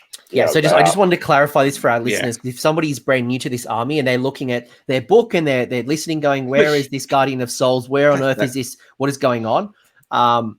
There are additional models that sit outside of this particular book that are essentially bolted on. And the Legion of Grief we talked about earlier from the Forbidden Power is another legion that was bolted onto this book, but doesn't necessarily sit in the book. But it is a part of the book. I hope you're continuing and following along. Yes and no.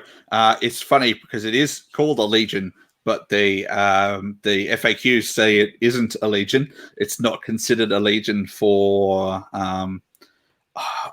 There was a specific question that was asked, but it's not considered a legion. I think it was in regards to using battalions and things like that. Something like that. Well. Yeah. So it doesn't count as being from the book, even though it's a legion and it gets some of the rules. I think it's great sites. Yeah. So swing us back, Clint. Talk to us about some of these heroes that sit outside of the book, but are very available in your build. So if you've bought the starter box, you'll have the Knight of Shroud on Steed, who his command ability is +1 attack for a Nighthaunt unit in that combat phase, and it fires. You use the command ability at the start of the combat phase, so it's very good. I have looked at it a couple of times for the aforementioned ambush and Grimghasts in from the side. You get the Knight of Shrouds to come on with them.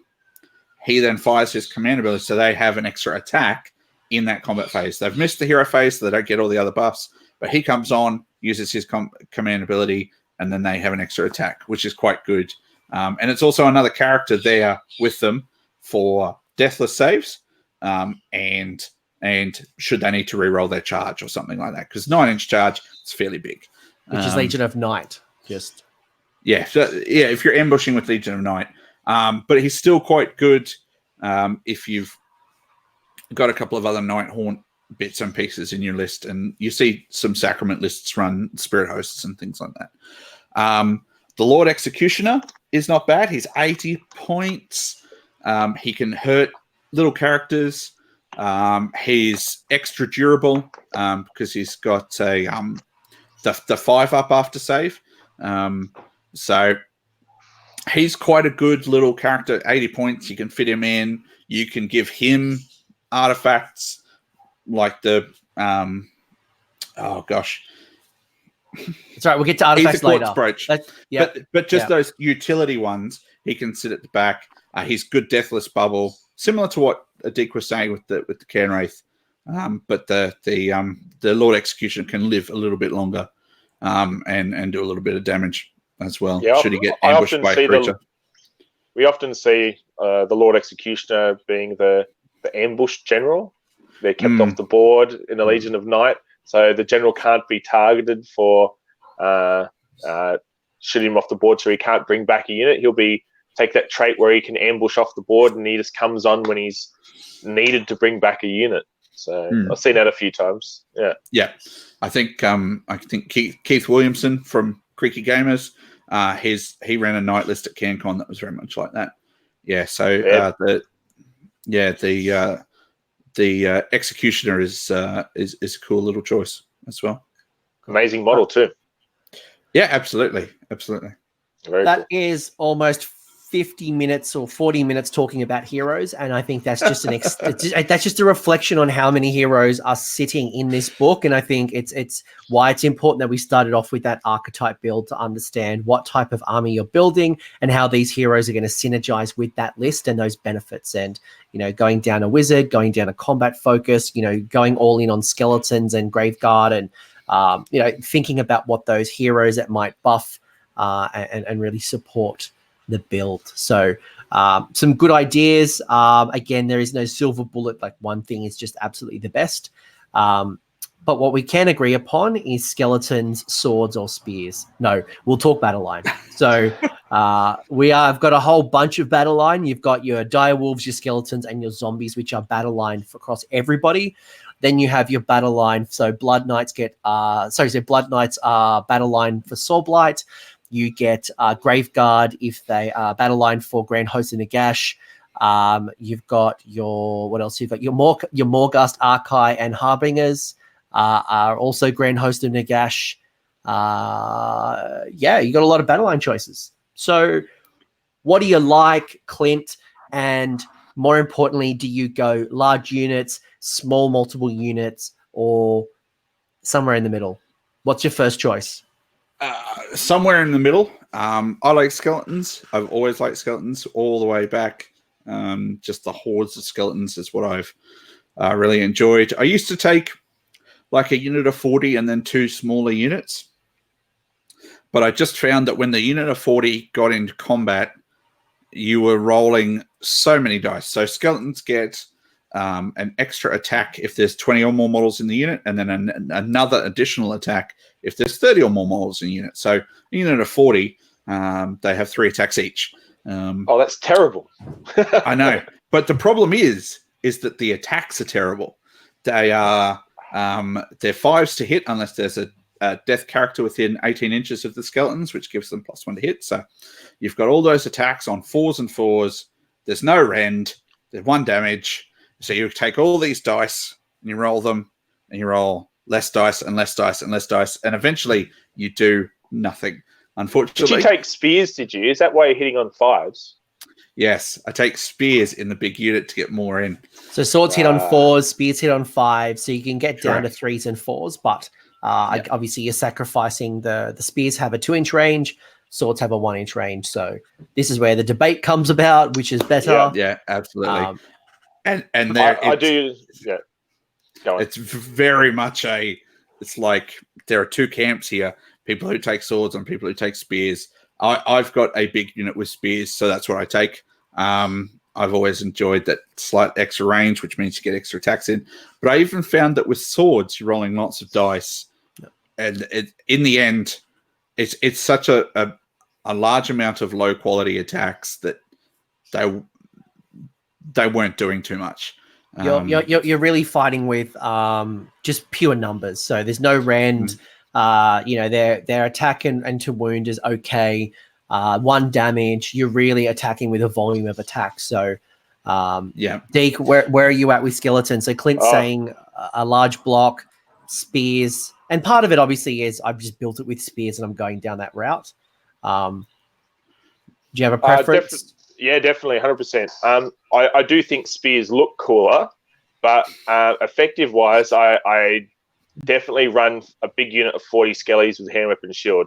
And the reasoning behind that is when you get down to maybe 10 or 20 skeletons, you're still hitting on 3s. You're still doing what they do best. I like my big units of 40. Vampire Lords +1 attack, and then Van Howls piling and attacking twice. So I've got a giant big cup for rolling all these dice. And I disagree. I find that big unit skeletons like that with those sort of buffs, they'll bring down anything. They'll over 1 or 2 turns, they'll destroy whatever you throw at them, and it's just forcing your opponent to take lots and lots of armor saves. I find more often than not, with that amount of dice, you're getting lots of hits in there. I think the consideration as well, Deke, is you come up against like a goblin netter, you get hit by geminids and you get a -1. I think the challenge from going a 3 to a 4, or then a 4 to a 5, and to some degrees a 5 to a 6, that's where it impacts. So I personally like the consistency of swords, but I can see the value in spears as well. So I don't think there's a bad choice there. No, not at all. There's no right or wrong way, but I find that they work better with the spear, with the sword. Sorry, just that consistency. Yeah, that extra +1 goes a long way. Yeah, I just find it's especially with the minuses to hit. If you look at if you do some math sammers on some statistics, going a -1, especially from 5 to 6, can be very detrimental. Yeah, there's so many things in the game that -1 to hit now, so you'll come across it quite easily. It's very common. I think a unit of 40 is a target unit. I don't think it's a damage unit. So yeah, I tend to run more 10s now. So Clint, you are a skelly man, and definitely big block can be very difficult to shift, especially when you position it near a gravesite. You position it near a necromancer who's casting not only Van Hale's Dance Macabre, but also, there's so many good stuff that is a very hard wall to remove. Correct, and especially if you're playing Legion at night and you're in your territory too, so they get +1 to their save. Yeah, another consideration. Deke, what other battle line choices do you like? So maybe we'll stick to the core battle line first. Are you a zombie or a direwolf man? Are you? I like to use both of those units. Of the two, direwolves are amazing. Throw in a corpse cart with them as well. +1 to their save. I tend to favour a nice big unit of 30. Just make a wall across the front of my army and just push it forward. 4+ save, making sure you got a hero nearby to give you that deathless save as well. Makes them very resilient, very hard to remove as well. They're not going to do a lot of damage, but they're a great tar pit. Definitely, and they're nice and fast too. They're very quick. Yeah. It's worth calling out that all three of those battle line choices are summonable, so they can come back from grave sites, and they all get the massive regiments discount as well. So if you're going down the horde route, not the direwolves, not anymore. Oh, direwolves got it removed. Yeah, they did lose that. Hence why I only take 1 unit of 30 now and not 2 units of 30. Well, to be honest, a lot of people were going down the multiple small units route, but I have seen yourself and Josh Maha up in Queensland who have run some very chunky units of direwolves, and they're 2 wounds apiece. That's 60 wounds in a unit. That's super fast. It can be quite tough to take down. Definitely, yeah. Direwolves are great. Well. Sorry, go on. We're talking about direwolves. Yeah, quick. I was just jumping in before we move to zombies. Yeah, direwolves are a great screening unit because they're long bases, so you can just run lines of them, and then they move so quick that you can move your screens out really quickly. That's exactly right. Deploy them on their side across the front of the board makes a nice little fence. Yeah, definitely, and because their bases are more than an inch wide, you can create yourself some good little buffers. Yeah, they're also great 100%. Objective stealers. I would always have at least 2, one on the flank. They're very fast movement. They can run up, steal an objective early on, and with some gravesite positioning, they might have some sustainability until my other units kind of get there, or you can kind of dictate where the battle's going and kind of move your force accordingly. Yeah, definitely. Now you're going to talk about zombies, Deke. Yeah, I was going to say with zombies as well. I'm a big fan. And you don't see a lot of them on the board, but I run a big unit of 60. Once again, backed up with a corpse cart. That gives them +1 to hit. Necromancer as well. You're looking at hitting on 2s, wounding on 3s, piling in, attacking twice. You'll surprise a lot of people. Generally, most people, if they're not familiar with zombies, they'll think they're pretty rubbish. They're not going to do very much. But at those numbers, I tore down a Keeper of Secrets 1 round of combat. So it was great. They're summonable as well. They're very easy to bring back and top up your unit. We were talking about Nagash earlier in the conversation. One of the builds I like to do is 60 zombies, 30 dire wolves in a unit in an army with Nagash, and his command ability making everything unbreakable. It's like, yep, cool, good luck getting through those. I'll just bog down an objective and capture it through weight of numbers, and they're not going anywhere. Yeah, I've seen James Mabry do that a lot, where he'll take big blocks of zombies, and they are very hard to chew down, and either tying down and tagging units, and you've got to retreat to get out of combat. And 60, especially when you spread them out, within an inch of each other, that takes up a lot of board space. So you really get to dominate, and it's quite a cheap unit. So 60 points for 10, and they still get the discount now. So 320 points ish for 300-ish points for 60 is a very good value. Definitely, yep. That used to be the choice between them or direwolves before at the same sort of points value, but now for my nice cheap horde unit, I'll go the zombies definitely over them. So that's your 3 core battle line choices, and doesn't matter which legion you go for, they are your 3. You also have a couple of other options. You do have your Graveguard, which are either battle line under the Grand Host or generic unit in everything else. Do either of you run Graveguard, and do we like them? They certainly it seems like they got a boost in the last General's Handbook. I'll let you go with that one, Clint. That they certainly did. I love Graveguard. I have a unit of 30. I'd love 2 units of 30, but they are painful to put together. But being Battleline and Grand Host is really awesome because you can then, a lot of the time with Death, you're paying these points for Battleline, and then you're trying to cram your elite units in or your damage dealing units in. But having them be one and the same is really good.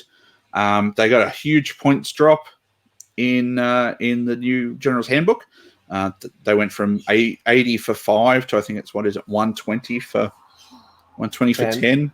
Yeah, they switched them to buying in 10s too, which makes a lot of sense.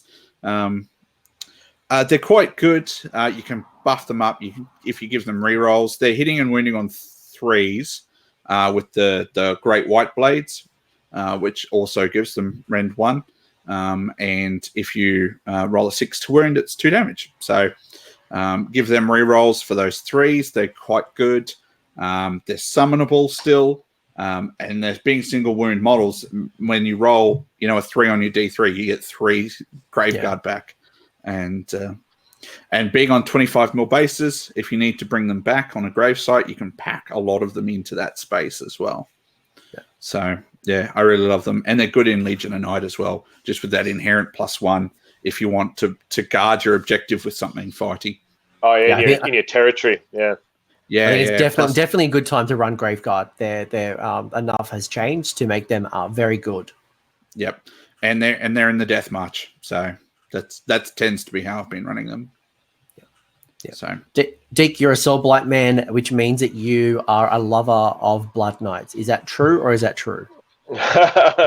Anyone that knows me knows I love my Blood Knights. Yeah, but definitely.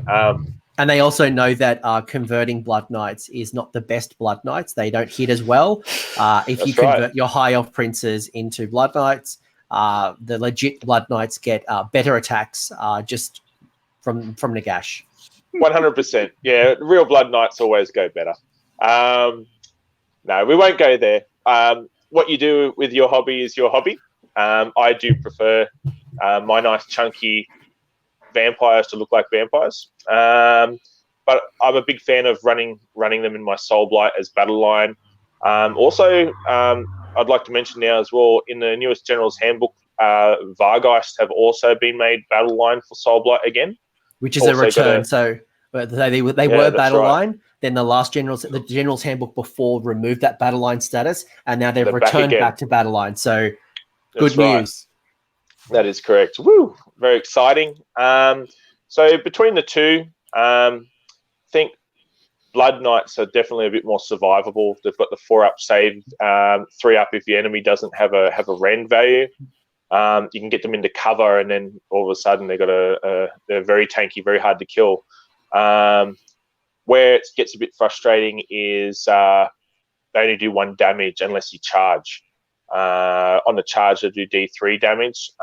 This is where I like my Vargeist. Both units hit on 3s, wound on 3s with a -1 rend, but Vargeist always do 2 damage, so they're a lot more reliable for killing things. They're also being able to fly. They're slightly faster and can fly over the top of stuff. So currently, after using Blood Knights for so long, I think Vargeist are definitely finding they're a little bit better. If you run a unit of 6 compared to a unit of 5 Blood Knights, they do cost an extra 100 points if you're running 6 Vargeist to 200 points for a unit of Blood Knights. But and also Blood Knights losing that ability to regenerate a model a turn. That hurt them a lot, but at 200 points now for unit of 5, I think it's they're costed rather well for their points for what they can achieve. So big fan of the both. Both super elite battle line units being able to punch out a lot of damage. But I think Vargeist are a little bit more reliable if you're looking for damage. But if you want something that can survive a lot longer, go the Blood Knights definitely with their save. They can also heal as well, where Vargeist can't. A Blood Knight unit, if they slay a model, they can heal a wound lost previously. So they don't heal from the graveside. It's a different ability that lets them heal. That's right. So none of them are summonable. Neither of those two units are summonable. So yeah, once they're dead, they're dead. So you've got to watch out for that as well. But yeah, Blood Knights, definitely a little bit more survivable in that regard. I just tend to find I get a bit of bad luck when I take damage. They tend to do an even three wounds after deathless saves, and a whole model is dead. And so I don't get to heal them very often because they'll die a whole model at a time. So very frustrating. Something to consider, and I think again, Blood Knights is something that I'm starting to see a resurgence online where people are finding more viable ways to play with them. Clint, do you have any thoughts on Vargeist? I know certainly I like them, but I potentially was using them a little bit wrong, and I found a better way in my Legion of Night list. But do you have any thoughts on the Vargeists as battle line or even non-battle line? Well, I haven't run a pure Soul Blight Allegiance so I haven't run them as battle line. But when I have run them, I've run them as part of the Nightfall Pack battalion, which is Manfred, 3 units of skeletons and 2 units of Vargeists. So I ran them as 2 units of 6 in Legion of Night, so that they could ambush and charge in and do. They get an extra attack as part of the battalion. They're really good a unit to just put in. They'll do a ton of damage. How long they live afterwards. Yeah, that's the issue. They're definitely a glass cannon. Yeah, I find you got to hit and destroy the unit or take a good chunk out of it for them to survive. Yeah, and because the 2 damage and the neg 1 rend means you're putting them into stuff that they probably can't take the punch back from, because they're one of your damage dealers with rend in the army. Death doesn't really have a lot of rend amongst its troops, but yeah, 4 wounds and a 5-up save doesn't really do very well, and because they're flying, they tend to be a little bit out of your deathless range sometimes, because you're kind of using them for raids on objectives and things like that. But can I jump in? I really like them. Ooh, yep. With the Vargeist, I'm currently running them in a Soul Blight Allegiance and taking Lords of the Night. That gives them a 6-up deathless without needing heroes, so you don't have to babysit them, which is really good. I also found they're super effective as horde killers. They're great at taking a bite out of monsters and big heroes and stuff, but where they really shine is hordes. So because at the end of a combat, after they've struck, for every model that you've slain, you get to roll a dice. On a roll of a 6, you get another attack immediately at the same unit. So 2 damage each. If you kill, say, 10 to 20 models, you get to roll another 20 dice. And then any 6s you roll, it's an extra attack, which does another 2 damage. I fought Josh Forster just the other night. He charged in 30 demonettes into a unit of 6 Vargeist. He might have got a little bit unlucky with his attacks of striking first, but then they actually monstered and destroyed the whole unit. So it was pretty nasty. it was amazing. Cool. Definitely best used against hordes.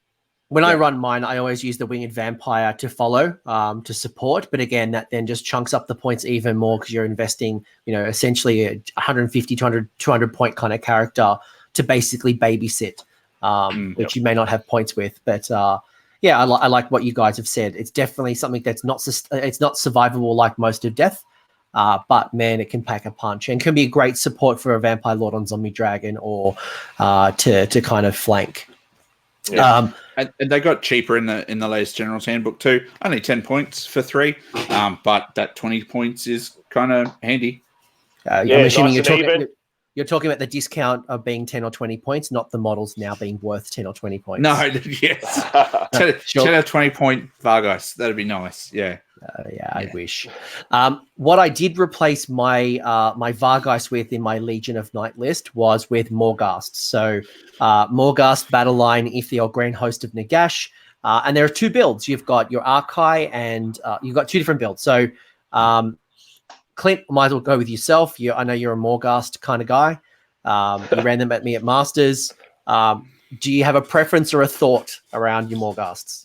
So there's two different types. You've got the Archai, which have a mortal wound save, a 5-up mortal wound save. So they're good for defending things. I've found like they can just survive a little bit longer because they've got They got a 4-up save and 6 wounds. 6 wounds. 6? Yeah, 6 wounds. So a 2 or a 4,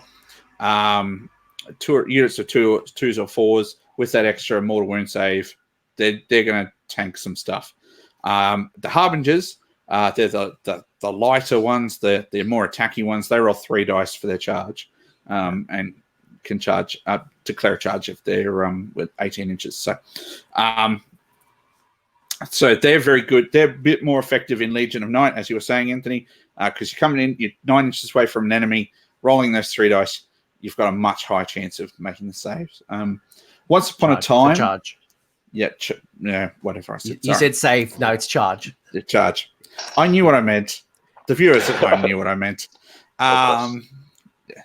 So, once upon a time, the 2 different options had specific weapons.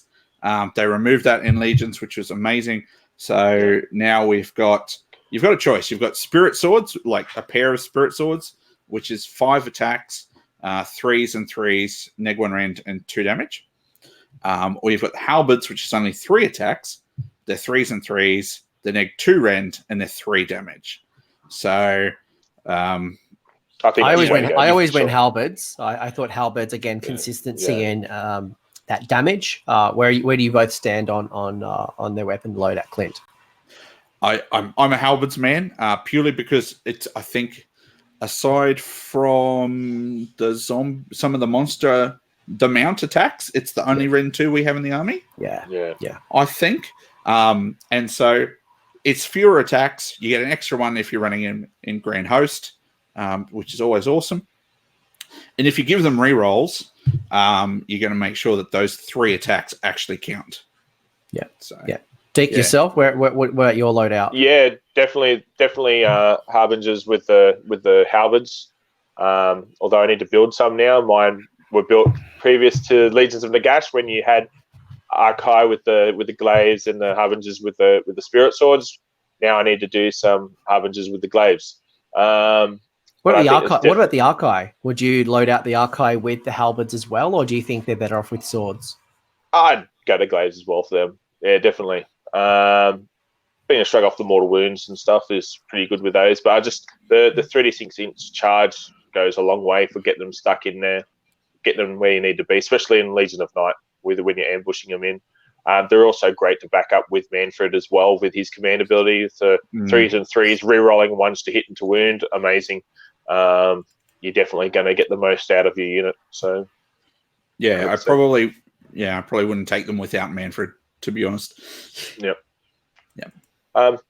Coven Throne will also be good for them. The same thing, but it's only if you've got one unit of them, you can get it off on one specific unit, and a reroll of 1s to saves as well would sort of help as well. Yep. But yeah, you want some rerolls on them. Yep. And they got a points drop as well. So everyone loves a points drop. Makes them super tasty because they're now just to the round 200 for 2, aren't they? Which nice even numbers allows you to block them in. Yeah, definitely. Would you take them as if I was going to take more than 2? Because I know, Clint, there's been times where I've seen you run 4 of them in a list. Do you think they're better off as 2 units of 2 or 1 big block of 4? 2 units of 2 does a different job to 1 unit of 4, I think. 1 unit of 4, that is a hammer that you are flinging into your opponent's units and you want to do damage with. Whereas 2 units of 2, I think I ran a unit of 2 at you at Masters one year, Anthony, a unit or two Harbingers for that sneaky, like that long charge to maybe kill a character babysitting an objective, or to just finish off a unit or something like that. You wouldn't dedicate 4 to. So the units of 2 are kind of like your scalpels. They just go in and just do specific little jobs. Whereas a unit of 4 is what you put into stuff that you want dead, and you want it dead now. So yep. Both have their uses, but they serve very different purposes. Yeah. I want to go back to the Soul Wars box where we got Grimghast Reapers, Chain Rasps, and other units like Battle Line or just generic units. Do I get any of those Nighthaunt units as well in Legions? Yeah. Chain Rasp are actually, I think, Battle Line for every Legion as well, aren't they? Yeah, they are. Yeah, the generic Battle Line. Which what's great about makes them is quite good. Yeah, 5-up ignoring rend save, pretty good. It makes them very reliable, especially for sitting on objectives. And just to be clear, because when I'm looking at let's say a General's Handbook or I'm looking at Legions of Nagash, it doesn't actually say that. So you're drawing this from an errata or like a rules clarity from Games Workshop, just so I know if I'm at a tournament, I could challenge appropriately that I have a legal list. Yeah, it's that same errata that Clint was talking about before that added them into Legions of Nagash. Cool. So yeah, they've been officially added in via that. Yeah, just again, just so you guys know, go to the errata section on gamesworkshop.com, whatever country you're in, and look at your errata section, because technically when I'm looking at General's Handbook or I'm looking at my particular battle tome, it doesn't necessarily say that, but it is absolutely 100% legal. Yeah. Mm-hmm. Cool. Do we want to talk Grimmies? I haven't really used them yet. I stayed away from them because everyone else was using them, so... I've only just bought 20 of them in the last couple of weeks. Late to the better. So why do people hate them? That have, you know what? Let's just put it out there. Why do people hate them and avoid them? But more importantly, why are they good in our lists? Sorry. Both are stalling because they don't want to answer this question. You've actually used them, haven't you? Yeah. So they were part of a net list of a very common build, which was Nagash and 2 units of them, either 30s or 130 and a 20, where Nagash would give them rerolls of 1 to hit. They've got a bunch of attacks. They get rerolls if there's more than 5 models in a unit already. Rerolls to hit. They ignore rend. They got a 4-up save that ignores rend. They're summonable. They're summonable, which meant that you can make them pile in twice. You can top them up with grave sites. You could bring them back with grave sites. Bring them back for a command point. So you got 30 of these dudes. You charge them into something. They do lots of damage. They die. You pay a command point. Back when you could buy multiple command points too, which exacerbated the problem. And then you'd have your 30 back and you'd run them back in again and off you go. They were a very annoying unit. They're so hard to kill as well. You had to chew through them for ages to get rid of them, and all of a sudden they're back so easy. Yeah. So from a competitive point of view, they are efficient. So they are an absolutely efficient army. Absolutely. A unit. However, definitely not the most enjoyable unit to play against from your own opponent. But they are 100% legal, and you run them. And my co-host for Down Under Sigmar would whinge all he wants about Grimghast, but they are very strong, and they're worth looking into depending on the type of build that you enjoy. And again, whether you are a tournament player, a local friendly game player that just wants to play narrative, do what you want to do. But they are a very good unit for reasons. Yeah, they got slightly more expensive in the new General's Handbook. So the unit itself costs a little bit more. That combo that I was talking about before, that costs a ton more now. So people have sort of let it drop.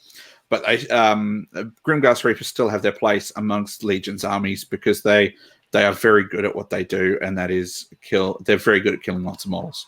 They're And less good against heroes or single models because they don't get their innate rerolls to hit. But if you're putting them into units of 10 or more models, they're really good. The only other factor in I want to call out is that, let's say Last General's Handbook, you would have, and Clint said it earlier, that his list would be about 1850 in a 2,000-point army because he'd have 3 command points up his sleeve. That is no longer the case. So you've really only got 1 command point. The battalions aren't the greatest, so a lot of death players wouldn't take a battalion, which you may want to rethink that, or you may need to look at some artifacts to generate more command points. So as we talk through this list, that's a consideration about if you are going to bring them back, making sure you have enough command points. Otherwise, they're not nearly as efficient, and the sacrifices you're making with your Mortarks or your other command points that you might have stored up. They're still very good. I played a list a couple of weeks ago that had 2 units of 20. I think 20 is the new 30. 20 just fits places better. And they're really good. They fly. They move fast.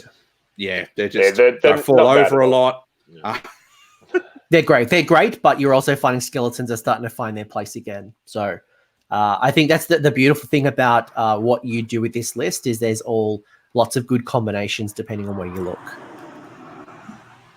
Yeah, cool. Yeah, we've just got so many units in this book, and then we get extras tacked on. So let's talk about that other unit. So you've got maybe we'll do some elevator kind of high level overview. So you've got a whole bunch of other ones. You've got your bat swarms and then your fell bats. Deke, I know you're a big fan of both bat varieties. Yes, what are your thoughts on bat swarms and the fell bats? Bat swarms for a long while. I've been using at least 1 unit of 2. That's great for that -1 to hit for enemy shooting. You fly them up super fast, run them directly at the enemy and get them within 12 inches. And a lot of the time, the enemy just gets annoyed and just tries to start shooting them off the board. They're not really great for anything else other than that. They are summonable, so you can heal them and bring them back from a grave if they die, if you're using them in the Legions list with grave sites. Are you talking about fell bats or are you talking about bat swarms? Bat swarms. Lately, I've been using fell bats for the first time. I've been running 2 units of 3 in my Soulblight Allegiance. Give them the Bloodline trait, Lords of the Night. So they've got a 6-up Deathless when they're not near a hero. So you don't need to babysit them.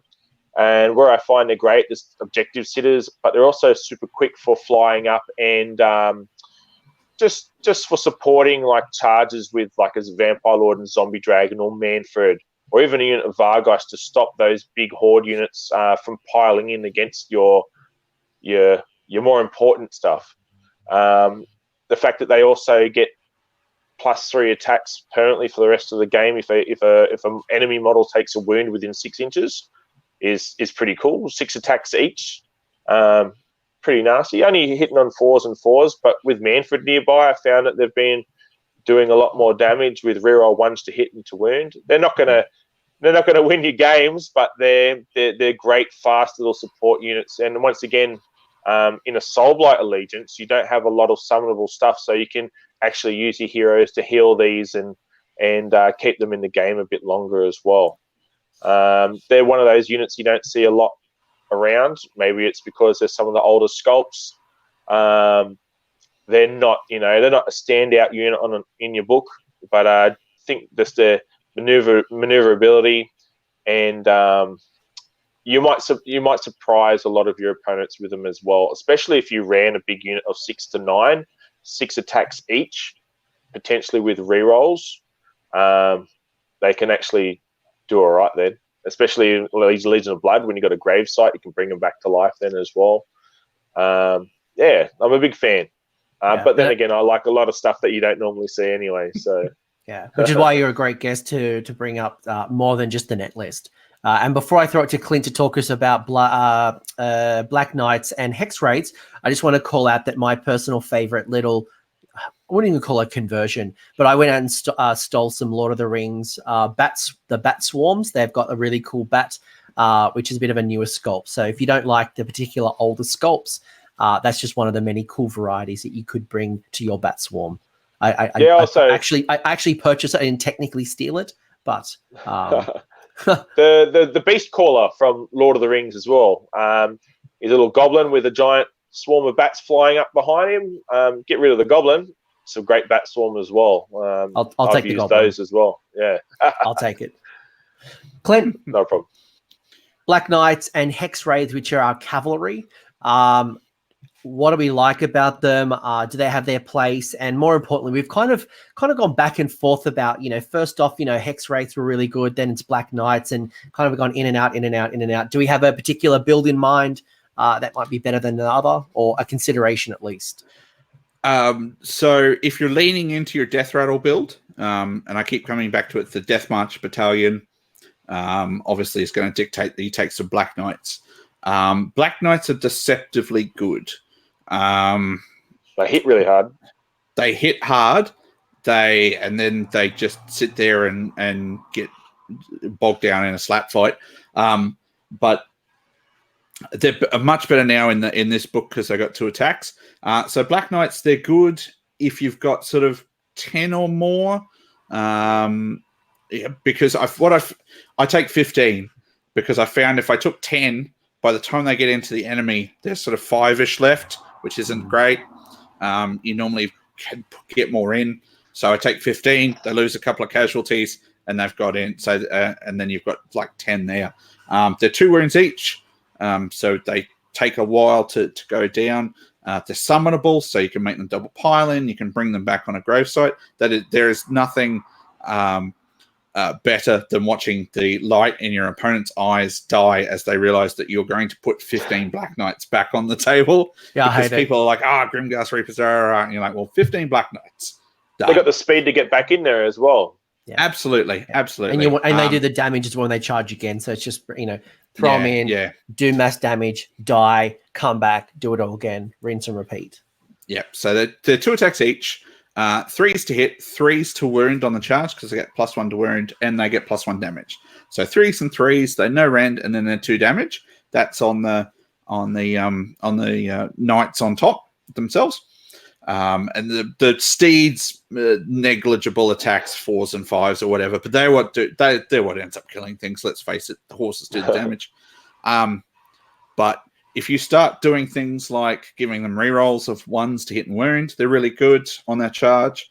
The White King giving them +1 attack, or the Vampire Lord giving them +1 attack, or when you've got 3 or 4 attacks per knight charging in, doing 2 damage each. If it's not a heavily armored unit, they're taking lots of casualties. And so, they're quite good. They can move 12 inches, which is really good. And it's worth saying that with pretty much all of the death banners, all the death standards, you count as rolling a 6 for your charge. You can automatically charge 6 unless you roll higher. It's a musician. It's a musician that gives you the auto. Sorry, not the standard. The standard is minimum the of 6 for the charge. Yeah. Why? I always put both in. I don't know why I had. Yeah, the musician. Thank you. Yeah. And then anybody great would think objective I didn't grabbers. play this. That's right. You did have a small detour in the cities of Sigmar, essentially. But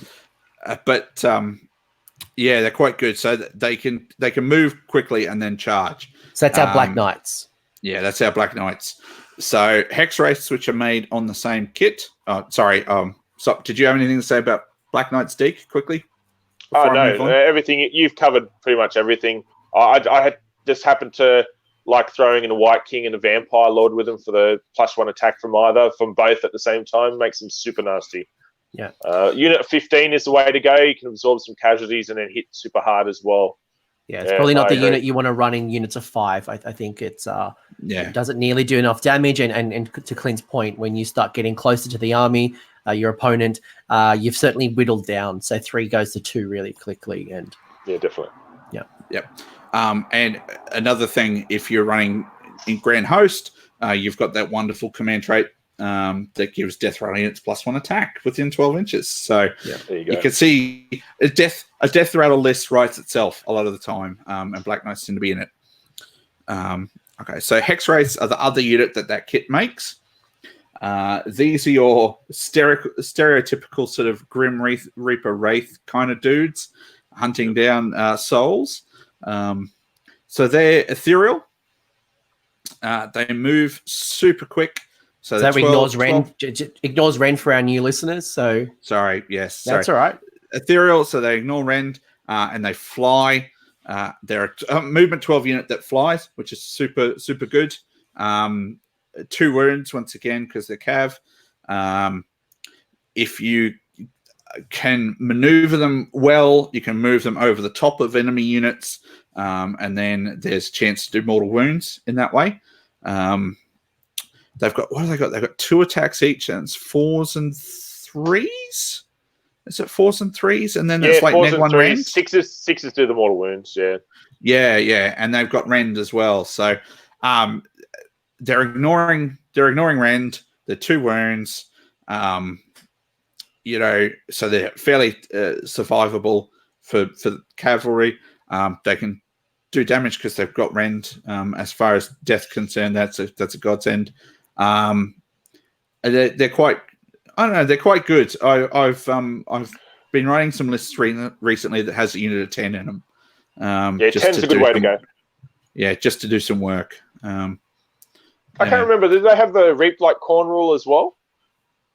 With the rerolls? I don't think they do. Can't remember. No. Keep talking. I'll have a look. Okay. Well, I was just getting my book that I conveniently put here so that I didn't have to try and remember everything.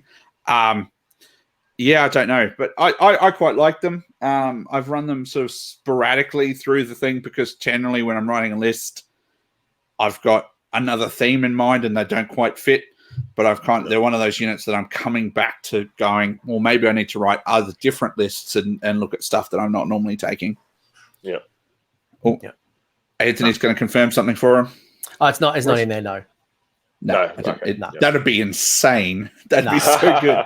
They're ethereal. They have the frightful touch, which is the roll of the attacks on 6s as mortal, and then there's the pass through on a 5+. They take a mortal wound. So yeah.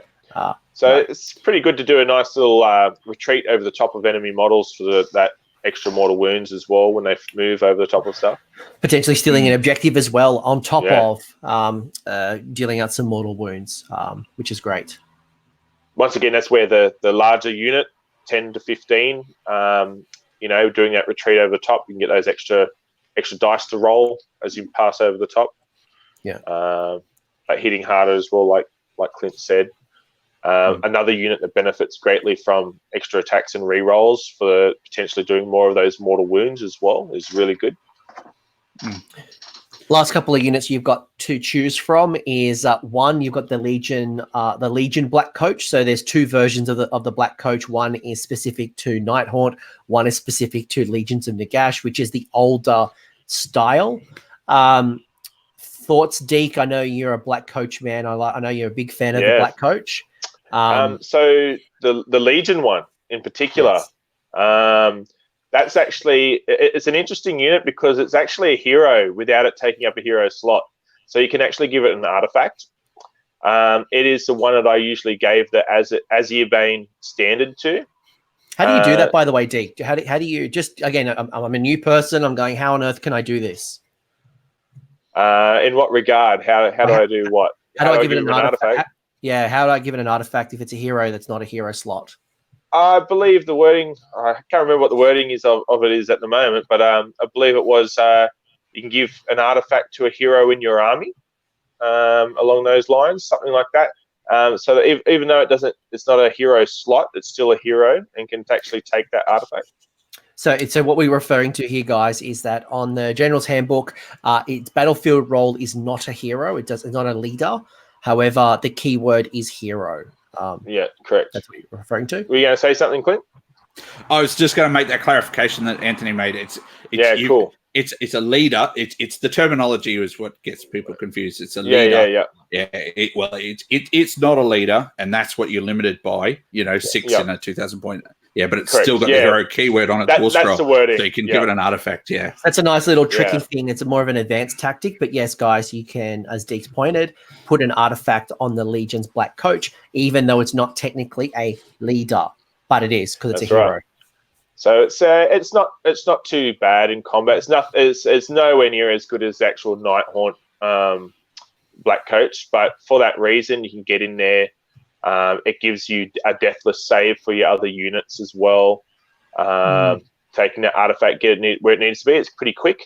If you manage as well to charge it up a little bit, because it requires wizards to be within range of it at the start of the turn. You roll a dice it was on a roll of a 6. It absorbs the power level. That's a bonus. Don't ever expect too much of it. Just make sure you deploy it near some heroes if you potentially do want to charge it up. But generally, it's just something that I've used many a time. Actually, in my Sacrament list is where I've used it most of the time, is to throw it up there, and a nice little slightly bigger base, so -1 to the wound roll within 6 of the model is pretty handy. Very useful. It's definitely got some sneaky little options to use with it. Yeah.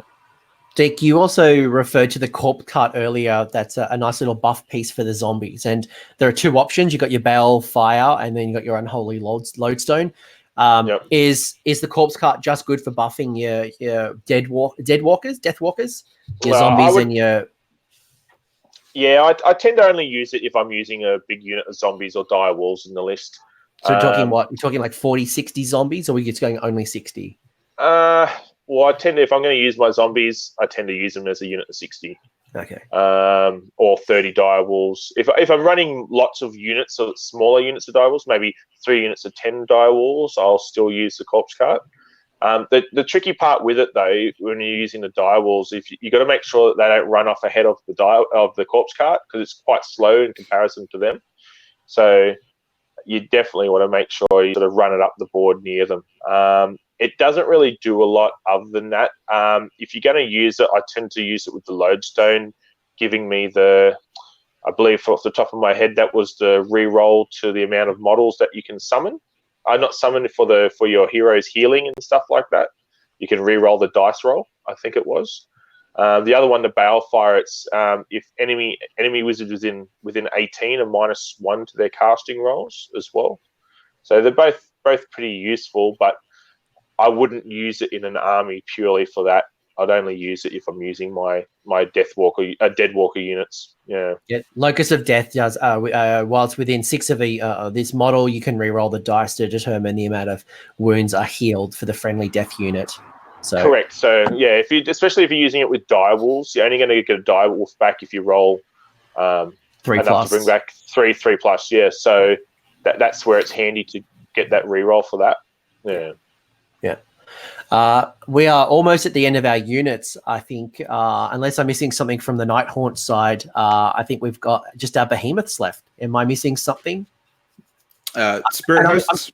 Oh, yes, of course. Hosts, Spirit hosts. Because they are in the book, even though yes. their scroll got replaced, they're still listed in the book, yeah. So I'm a big fan of the spirit hosts. I wonder, Clint, are you in my camp? Oh, I have run them before. I haven't run them for a little while, but they definitely benefit from the fact that, they benefit from the stuff that everything in the book benefits from. Being able to get an extra attack from the Vampire Lord, and being able to do rerolls to hit, because they're only hitting on 5s and doing mortal wounds on unmodified 6s. So you're going to get a ton of rerolls out of it. Especially with the zombie dragon, reroll all failed hits. You're rerolling most of your dice then, and just some sweet mortal wounds. They're summonable. They're ignoring They're range. Summonable. Yeah. They're not bad. I think bucket loads of attacks. Yeah, well, they got 6 attacks each base. They've only got 3 wounds each, and a 5-up save. It ignores rend. I think they've been a little bit surpassed by other things now, but they're still pretty solid. They're still pretty cool, and they're only 120 points. Yeah, unit of 6 to 9 does some good work. Yeah, they really tie down a unit. much like a unit of Grimghast Reapers at 20 to 30. So similar but different in their output. They're a bit more agile, moving around a couple of bases. So they've still got a 4+ unrenderable save, and the fact that they do only have 3 wounds each just does mean that you can resurrect bases as well. But it just doesn't mean it means that you need a 5 or a 6 to bring it back, as opposed to a skeleton or a zombie, which you always bring definitely back. But the fact that you can actually do it as opposed to not being able to do it is the bonus. Yeah, absolutely. I think when you look at them, you expect them to be at least, with 6 attacks each. You think usually like, they should have 4 or 5 wounds, 3 wounds. Like, but it's the fact that you can actually bring them back, resurrect those bases. It makes them a bit better, I think. Yeah. Yep. I think we got the. Do we talk about the Glaive Wraith Stalkers? The who what's now? The Stalkers. They're very nice models. I like those models. So we're treating them very similar to the Underworld's Warband, where we're like, they're there. It's your hobby. Do what you want to do. I don't think I've ever played against them or seen. Are they the shopping bag people? The ones that are carrying the shopping bags? No, those. It's the Spirit Torment you're thinking of. Spirit Torment, yeah. Actually, thinking about it, Clint, they're actually part of Legions of Nagash with that errata. Whereas why you would never take them in a Nighthaunt army is because Bladegeist is so much better. But in Legions of Nagash, you can actually use your grave sites on them and heal them and stuff like that as well. They could be a little bit better. You don't have to ally them in. Yeah, but the fact that they've got the retreat and charge, is could be kind of useful with them actually. 60 points for 5. 4. Would you not? Is it 4? Only 4. Yeah. They're a bit overcosted, I think, personally. But, but I don't think we're ever going to see a unit that's cheaper than 60 points. No, that's true. No, and the Witch Hunter's now gone errated, so he's gone. I think you would either just take 10 zombies or 5 direwolves for the extra 10 points. Yeah, fair call. Once again, I think potentially because you can't ally, you would have to ally in Bladegeist. I think potentially maybe a unit of maybe 8 being able to retreat and charge could be quite useful just for stealing some sneaky objectives that way. But they're not the most competitive unit, I don't think. No, I think we've got other units that do the job better. Yeah, and that's a challenge as well with such a deep book. I'd almost say it's very Stormcast-esque. There's so much to choose from. Do you spend your points here versus here? And again, if you're a hobby, or you really like the model, do what you want to do for the purpose of being competitive match play. Doing 3 wins or 4 wins at a tournament. Is this kind of pulling its weight? Probably not, but you do you. Last 2 units that I want to talk about, because there's a lot going on here, is your Terrorgeist and your Zombie Dragon, which are your 2 core behemoths that don't have a leader on top. So I'm a massive fan of the Terrorgeist. Me too. Big fan of the Terrorgeist. Zombie Dragon, I think I keep my Zombie Dragons in Feck as a battle line, but I'd love to hear, Deke, you're a Terrorgeist person. What do you like about it? How do you want to use it? Talk to me about Legion of Blood. Definitely would like to use it in Legion of Blood just for a lot of those all those bravery debuffs. You can use it most effectively there. It's a little bit different to the Banshee, where I think currently the War Scrolls, you roll a dice and add 6 to the result, and that 6 goes down depending on the amount of wounds that it takes. Correct. Yeah. Definitely that's where I'll usually field it, is in a Legion of Blood. Just so I can make the most use out of its scream. It's also just a really cool model as well. And it's bite. It can do a fair bit of damage with its bite too. And it's an unmodified 6 as well, which is a massive. 6 mortal wounds with that roll of a 6. So so on a roll of a 6 to wound, is it wound or hit? Hit. They errated it to match the Flesh Eater Courts one. Yeah, because it used to be to wound, then it kind of flipped, and so 6 to hit, straight 6 damage, mortal wounds, which I think it has a base of 4 or 6 attacks if I remember correctly, and you get 2 6s, or you're using something like Manfred to re-roll those 1s. And my gosh, 12 mortal wounds is very easy to achieve. Throwing some extra attacks and some rerolls on it, it's a killing machine. Right. Just like any of your big monsters, though, you want to make sure that you don't throw it in by itself against a big horde unit. You want to have a bit of support for it as well. Yeah, just tack it in there on the side. And when it dies, it explodes, and that has been very helpful to me, taking down the last wound or two off a character or a unit. Nice little touch. Anything that punishes the enemy for killing your models is always good. Yeah. Squigs and Terrorgeist, that's my jam. Clint, are you a Terrorgeist person as well? I don't actually own a Terrorgeist. I have 4. Yeah, well. All right, well, I'm going to talk about Terrorgeist as well. I'm going to pull rank now and talk about why I like Terrorgeist in a Legion of Night list. So everything you guys have said as well. I think the Terrorgeist combines perfectly with Manfred and the Vampire Lord on Zombie Dragon the Prince Vordry. So re-rolling those ones that to hit or re-rolling to wound as well from Manfred can be great. I love being able to ambush, and psychologically, I'll always deploy my Terrorgeist at the very end. It's my literal last one. Sometimes I will deploy it on the sideboard. Sometimes I won't. But the threat really terrifies my opponents, and they always not often, they always attempt to screen and stop that Terrorgeist from ambushing. If you do ambush with the Terrorgeist in a Legion of Night list and you fail the charge, you can still scream, which is a nice little handy piece. But having that character, I think you guys said the Knight of Shrouds, just to support that hero. That Terrorgeist getting into combat. So for 300 points, it does a lot of damage. A lot. Yep. It's pretty decent. The Zombie Dragon, I have run a couple of times. Not a big fan in Legion of Nagash at all. The shooting attack is a little better, but the combat damage is not as good. Needs a vampire on him.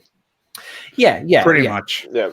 Yeah, I don't see a world where for the same points, I take a Zombie Dragon over a Terrorgeist unless it's got a mount. Yeah.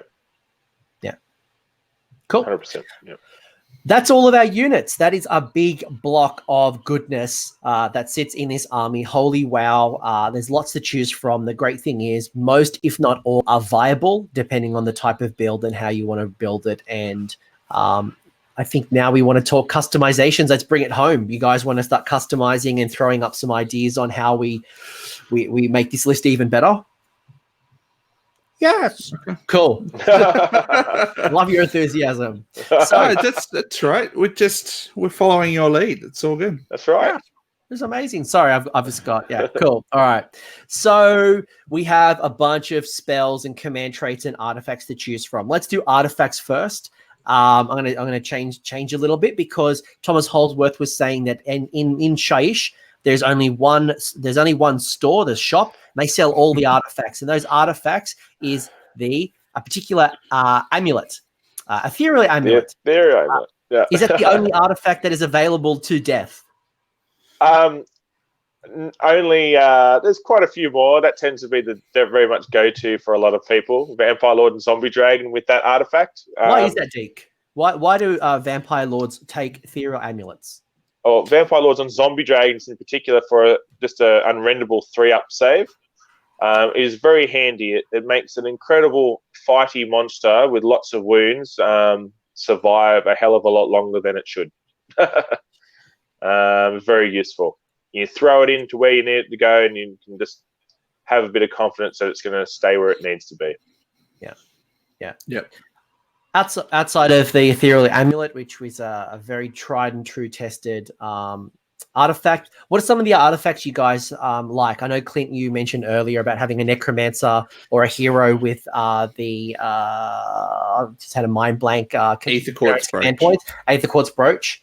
Obviously, that helps us generate more command points, which obviously lets us do stuff. Yeah, you need command points to bring models back. You need command points for a bunch of rerolls. You need command points for extra attacks. So not being able to buy as many, not having as many battalions that people take, you need something to keep that ticking over. And the Aether Quartz Brooch, when you remember it, is generally pretty good. Yeah, so I don't mind that one. It kind of obviously precludes you running the Ethereal Amulet, but at that stage you'll have decided that you're probably not going to be that's not your priority at that point. So what other artifacts do you guys think combined well with a death list? Or the one I mentioned before, the Azir Bane standard -1 to enemies' wound rolls to all enemy units within 6 of it. Very useful. I love that artifact quite a lot. Who would you load that on? Well, as I've mentioned earlier, the Legion coach, but I also tend to use it. Might not be the most effective model to put it on, but I've got the old limited edition Vampire Lord with banner. It was a limited edition model back in the day. It's a perfect model to represent that. I usually treat him as having wings as well. He can fly where he needs to go and drop down with that banner -1 to wound. Once again, vampires being great fighters and wizards as well, combined into one model. That's the other one I usually give it to. Yep. That's only in the Sacrament list though. Yeah, it's really quite good. I often give that in my death march to the White King on the steed, so he can just run around, sit in behind stuff that you're fighting against. Just tags because it's the unit, it's not models within 6. So tags the unit with the standard, and they're a -1 to wound, and your stuff lives longer while it's carving the enemy to pieces. There's a variation of that in Grand Host as well. I think it's the Balefire Lantern. Lantern, yeah. Yeah, so it's very similar. I think it's all wizards reroll though, or something like that. It's similar but not quite the same. Yeah, I don't think it's specific to Order Wizards. Yeah. So let's open up our grand host, and let's say what is our favorite command trait and artifact from that build. I know personally when I'm looking at I'll throw it to you guys first. Is there any command traits that you guys like or artifacts from Grand Host? I haven't played with it too often to tell you the truth. Isn't one of those traits so the +1 attack for the Death Rattle unit? Yep, and there's also one that I really like, which is the Ancient That's a good one that lets you re-roll failed charge rolls for friendly Death Rattle and Morghast within 9 of the general. So if you're going down the Morghast route with your battle line, your Graveguard and your Skellies, that could be really sexy. Well, your Morghast won't be battle line because for them to be battle line, Nagash has to be a general, which means you don't get a command trait. Yeah, but correct. It's still good because you're going to be taking Morghast in Grand Host because they get an extra attack. Like they just get better. My pick is Lord and Nagash for that extra attack for Death Rattle within 12 inches. Though I think if you're building into that Death Rattle build, that's the one that you have to go with. Throw that on your big unit, Graveguard. Well, you just tag them. Done. Yeah. you tag that unit and that unit and that unit. You know, you're like Oprah with the +1 attacks. Like from an artifacts point of view, the is it the Balefire Lantern, which subtracts 1 to the wound rolls for units within 6 inches. Yeah, and the successful. That's the go-to for me. The variation. Yeah. Yep. What about Sacrament? So assuming that Arcane is not your general, and I find it hard to believe that you wouldn't have an Arcane in Sacrament. I've only ever run it with Arcane. Yeah, I think maybe we'll just skip that because I think it's really hard. No. Clint's got some ideas. Do not skip it. So you've got the command trait. I can never remember what it's called. What does it do? It is the 3 inches of movement. If at the start of the hero phase, units within 6 inches of your general get to move 3 inches. Mastery of Death. That one. Thank you. I could not remember what it was called. So that is useful for moving stuff in your army. It's useful for moving your wizards closer so that those 18-inch range casts, you're kind of getting into range of some of your opponent's stuff then, if depending on the battle plan that you're playing on. If you've got knights or hex wraiths or whatever, they've got 3 inches, then they've got the 12, and then they can, they've got that 6-inch charge at the other end. I keep going back to it, but Death March Battalion, that's got 4 inches movement in the hero phase as well. So you can get 7 inches of movement in the hero phase on stuff that then moves 12 and then automatically charges 6. So you can do set up first turn charges with Black Knights. Quick in the dead. Exactly. And that sort of army tends to not be as good at casting. So the +1 that is inherent in Legion of Sacrament, that gives you a little bit of a helping hand as well. It's actually, it's quite good. Cool. And artifacts? Azir standard. Yeah, that's what I mentioned earlier. Yep. Sweet. Blood, Legion of Blood. Again, assuming that we're not taking it Nephi.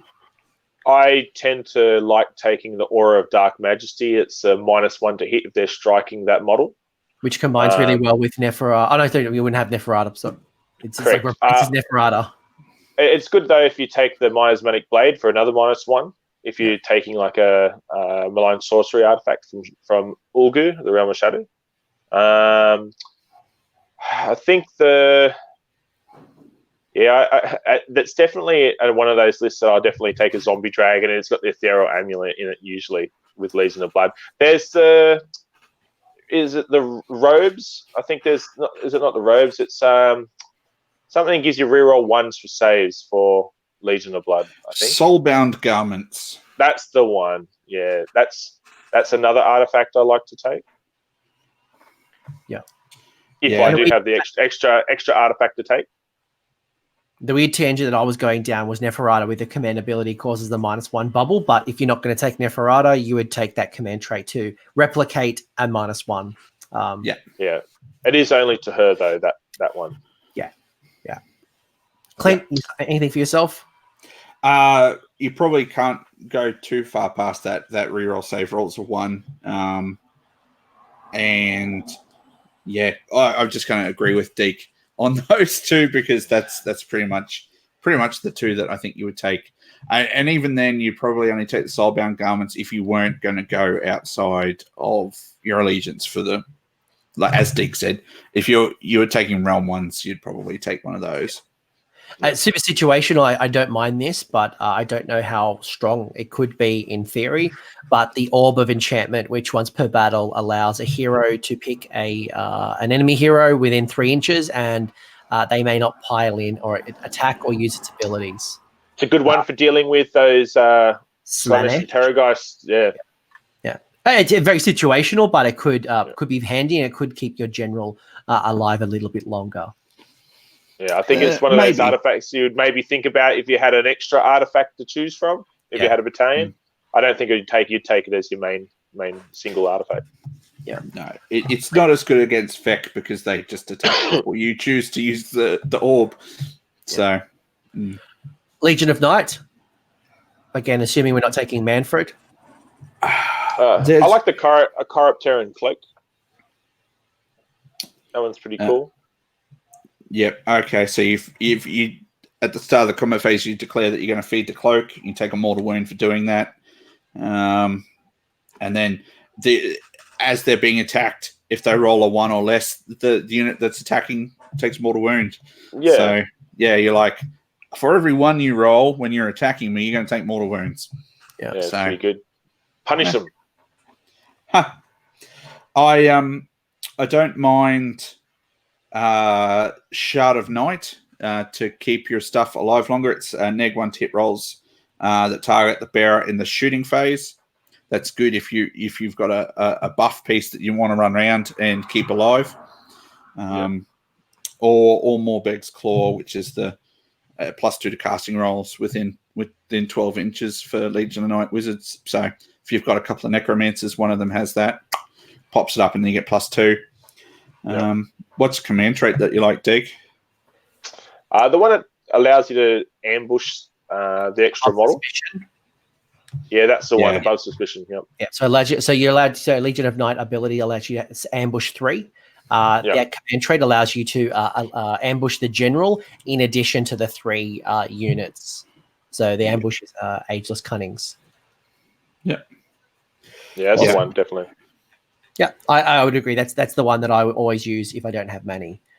Does Soulblight have one? Just really quickly. Yeah, definitely. They've got some really good ones. So command trait is Mist Form. Your general can retreat and charge. So I always take that on a Vampire Lord and Zombie Dragon. Yeah, you've annoyed me a few times with it. Again, if I'm not taking the Ethereal Amulet, I would probably take the Scabbing Plate as an artifact, where if that model inflicts a wound that combat phase, you heal a wound, and that also doubles up with the hunger rule. So if you slay a model, you also heal a wound. So all of a sudden, potentially your character's healing 2 wounds a turn, 2 wounds a combat phase, I should say. Their artifacts are a little bit hit and miss. Some of them, they're not that great. But I think the Scabbing Plate's probably the most useful one, just for keeping your general alive. At the end of combat, bearer causes a wound, can heal a wound. Yeah, that's right. The other one I like as well, which is pretty cool, is Crimson Wing, I think it's called. That's the little Fellbat familiar, which you can send each turn, and on a 3+, it just does a mortal wound to a unit within 30 inches. Yeah, on a 3+, pretty cool. It's like the Thunder Tusk, little raven kind of thing. So that's right. Not bad. Unfortunately, you don't have access to any battalions in a Soulblight Allegiance, so you wouldn't ever be able to take some of these extra cooler ones, as an extra artifact. So again, I think you're always going to be taking the Ethereal Amulet in a Soulblight Allegiance, just to keep your Vampire Lord and Zombie Dragon alive. Yeah. The ones in Death that I really like, the Grand Alliance Death, would be Ruler of the Night, which allows you to have Clint smirking. I think, did I just steal your thunder? No, because you didn't let me talk about Soulblight artifacts, but it's okay. It's okay. It's Gabe all over again. It's like 2.5 hours. Like, sure, let's talk more about Soulblight. That's the best one of the book. So let's do that. So I actually quite like the Sacrament goblet. So at the start of the combat phase, you declare that you're going to drink the goblet. You get +1. You get to add 1 to hit and wound rolls until the end of the phase. But if you don't allocate any wounds, you take D3 mortal wounds. Now, you're not going to be taking this on a Necromancer or something. Well, you can take it on a Necromancer, but you're not going to take this on a foot vampire that's maybe going to get something through. You're taking this on the on the dude on Zombie Dragon who's got rerolls. He's got a ton of attacks. And it doesn't.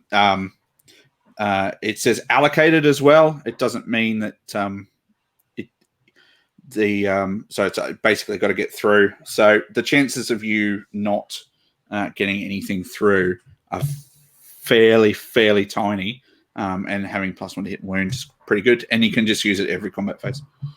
So. Safe to remember though that it's only the rider that benefits from that, not the actual zombie. Absolutely, but he's got 4 attacks with a sword or 3 attacks with a lance. 2s and with 2s. with rerolls. Yeah. Like it's gonna, if you play 5 games in an event across X amount of combat phases, it might happen once in all of those games that you don't get 1 wound through. But I don't think the chances are very high. So that was the artifact I used to take all the time when this book came out, and I found more often than not I wasn't actually doing wounds, and I was copying D3 mortal wounds as a result of it. So I started dropping that and just taking the Scabbing Plate over the top of it. Yeah, but it should work really well, but unless you're unlucky like me. Fair enough. Yeah, the Scabbing Plate's a good second, and of course, Mist Form for the command trait. Like, why would you not? Yeah. Clint, can we now go to Death? Sure, you may continue, Anthony. Thank you for trying to move us forward. So we have finally we have Allegiance Death, which is GA. It's not even GA, like it's Death, but it's a bit weird. I really like Ruler of the Night, which allows you to have that deathless save on a 12-inch bubble as opposed to 6. Which I think. Can I just jump in for a second? I think these have been replaced by the ones in the core rulebook. Correct. Forget about it. Rip the page out of your book. I don't think they're that different in the. I think the sword is different. Yeah, sword actually gives you a points limit now. I think. Yeah, and they'd have changed it all to Holy Withins as well. Yeah. So. Fine. People who listen to this on a podcast when I finally release it won't see my sarcastic mocking of Clint.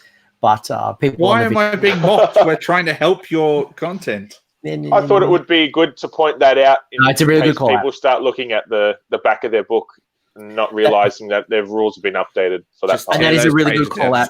out. Considering this book is about 18 months old now, maybe even older.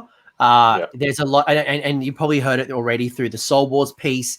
There is a lot of bolting on into this book, and what it is not a true reflection of the army. So definitely look at your erratas, definitely look at what's on Games Workshop. There is a lot of things that sit outside of here, both positively, but also, as Deke's pointed out and Clint's pointed out, General's Handbook may have overwritten that. Good pickup, because I completely forgot about it. Yeah. Have you got the core rulebook one there? We can just flip to that. No, we'll talk about that on another show. They can. This is a Legion of Nagash show. We have a couple of other things to talk about, which is going to be your allies and your your battle line. Your allies and your battalions is the word. I keep trying to say behemoth. I'm like, no, I don't want behemoth. Stop coming out behemoth. Your allies. Who are your ally pool, and is it even worth it? So, as I quickly look, your allies are Flesh Eater Courts and Night Haunt, unless you're Soul Blight, where you then get access to Dead Walkers, Death Lords, Death Mage, Death Rattle, Night Haunt. So let's just say hypothetically overview Flesh Eater Courts and Night Haunt. Do you draw from either of those as allies? What do you sacrifice by doing it? Or no, I don't have enough points, Clint? Very rarely will you have the points to be dipping into allies. And if you're going to ally anything in, it might be Bladegeist Revenants from Night Haunt, because they're good. They're really, really good with the retreat and charge and the damage that they put out and things like that. The reason that people don't take them is because they're allies. They don't get to benefit from your grave sites, so you don't get to top them up. You can, however, restore them with the Deathly Invocation that's on the War Scrolls for your characters, which is another way of replenishing your units. There was a lot of talk when the Flesh Eater Courts book came out. People were like, "Oh, I'll take the Archregent, I'll take the Archregent, and I'll generate some extra dudes, and I'll do this." I don't think I've seen it happen.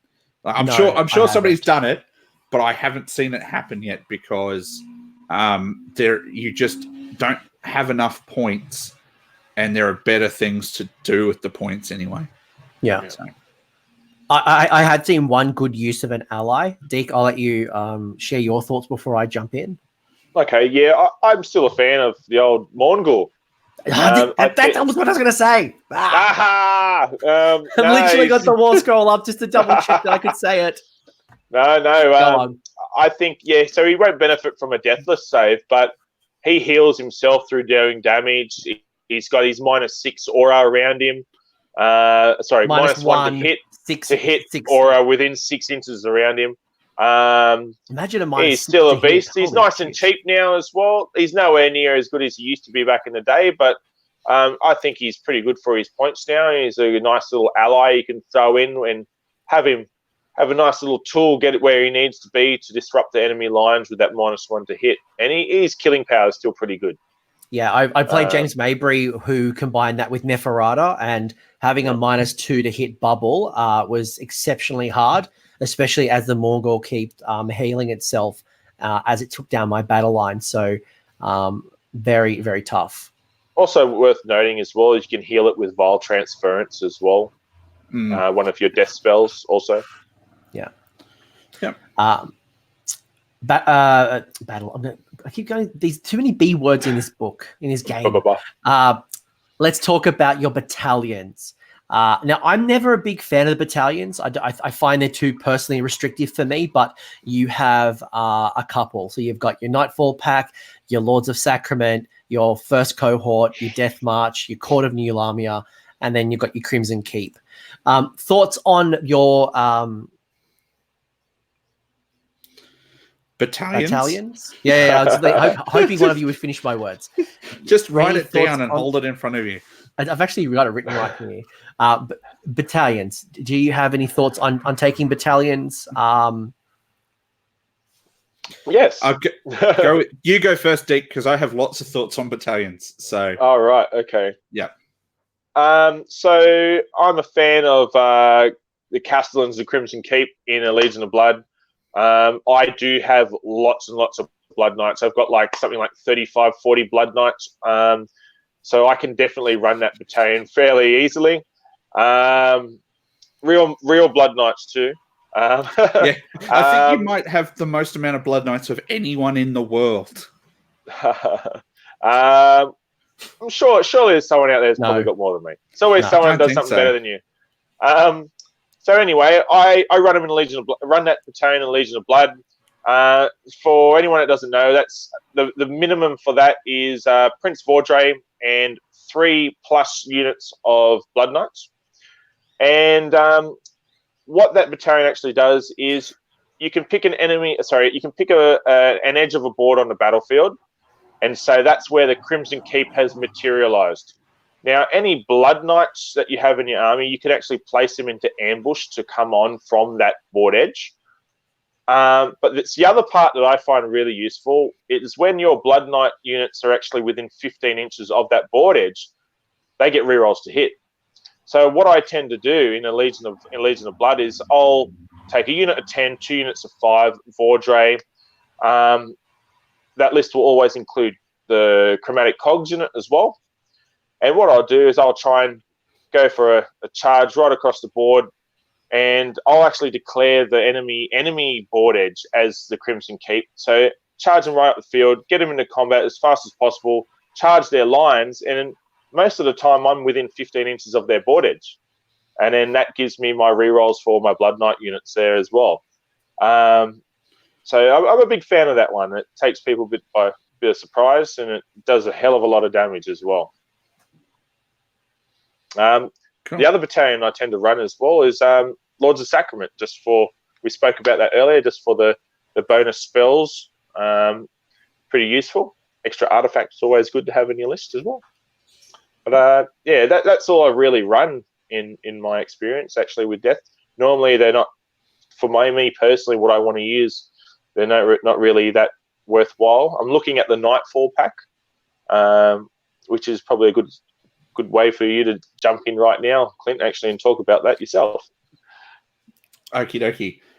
So I've run 2 that you haven't run, which is kind of handy. So we're complementing each other really well. So, very good.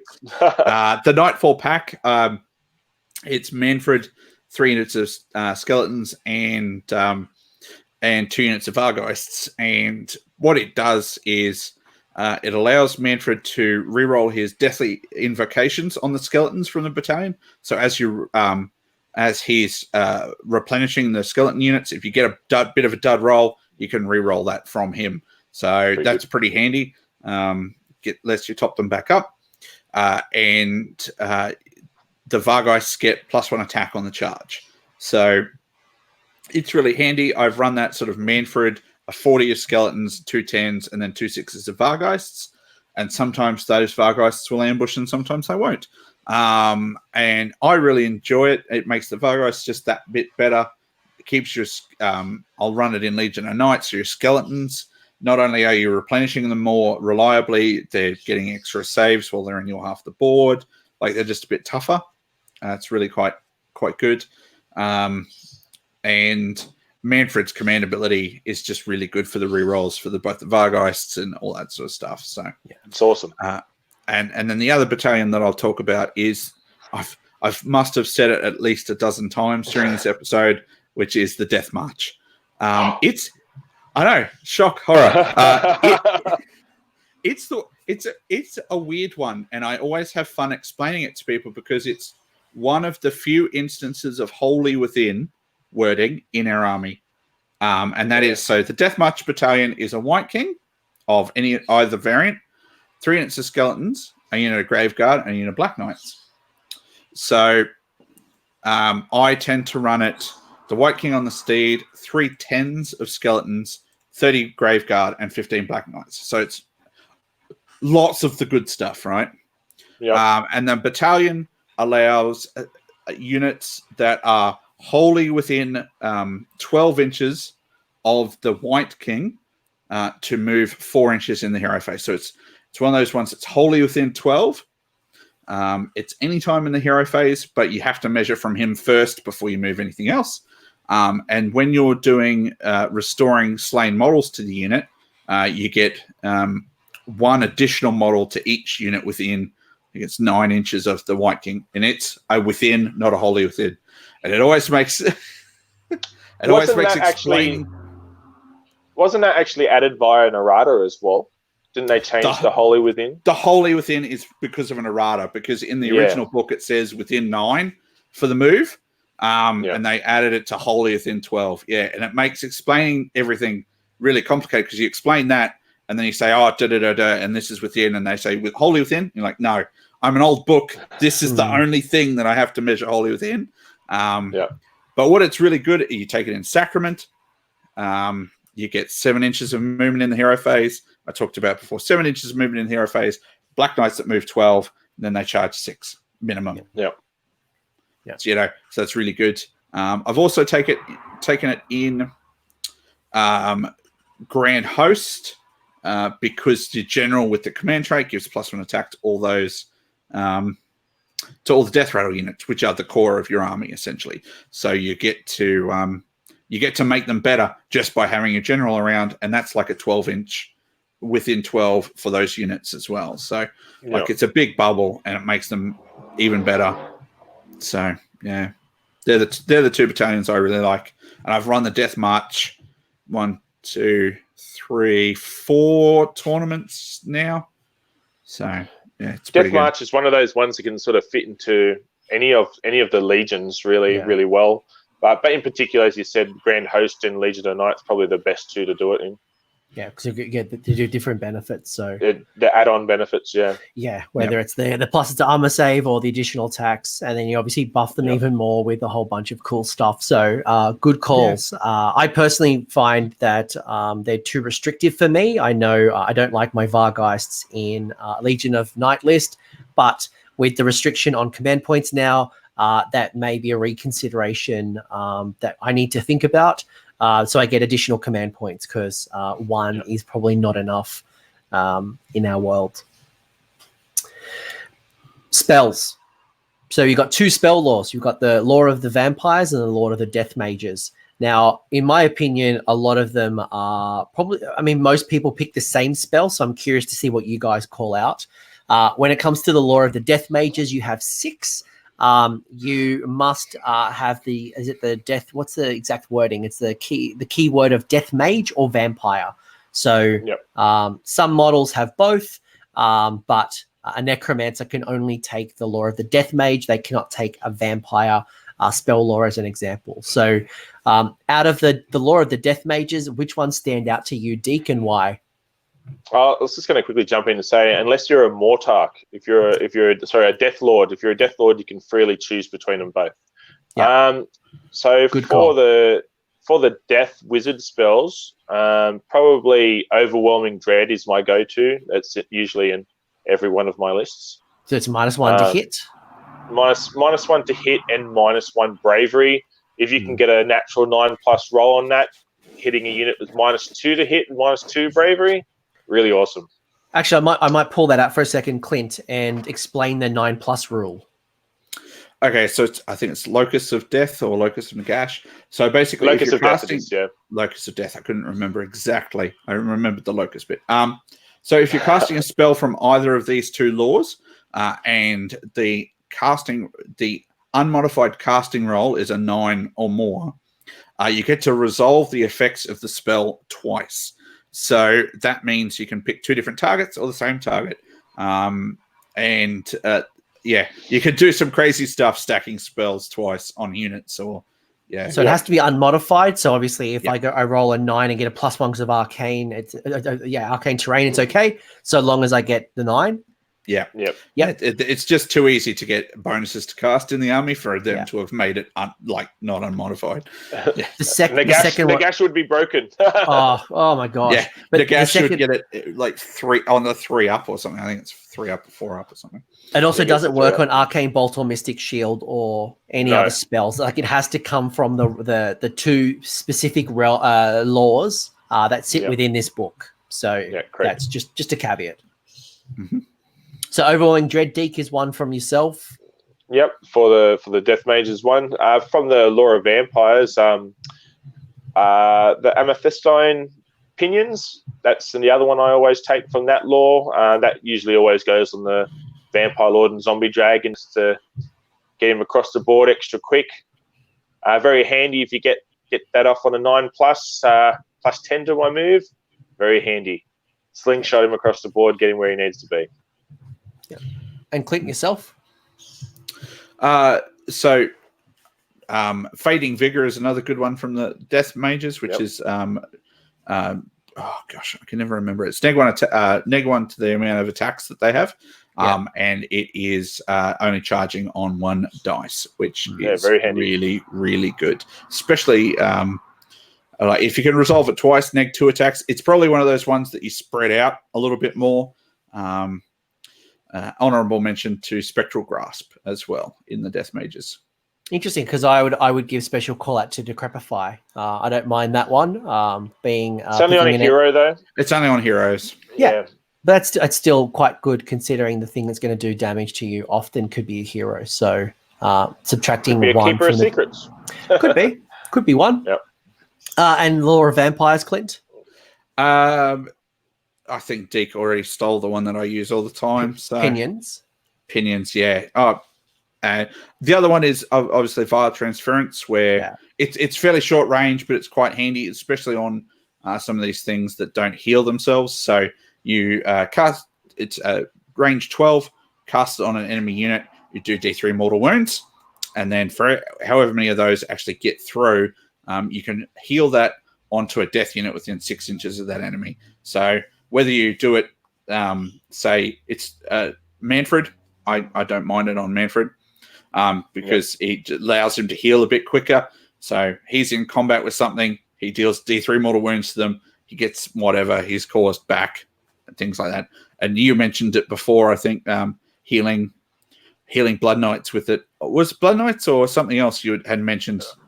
I actually said that recently with the Morngul. Morngul, that one. Yeah. Blood Knights and Vargeist in particular is where you'd want to use it. Vargeist don't heal at all.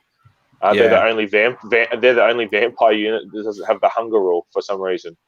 When they're meant to be the hungriest of the vampires.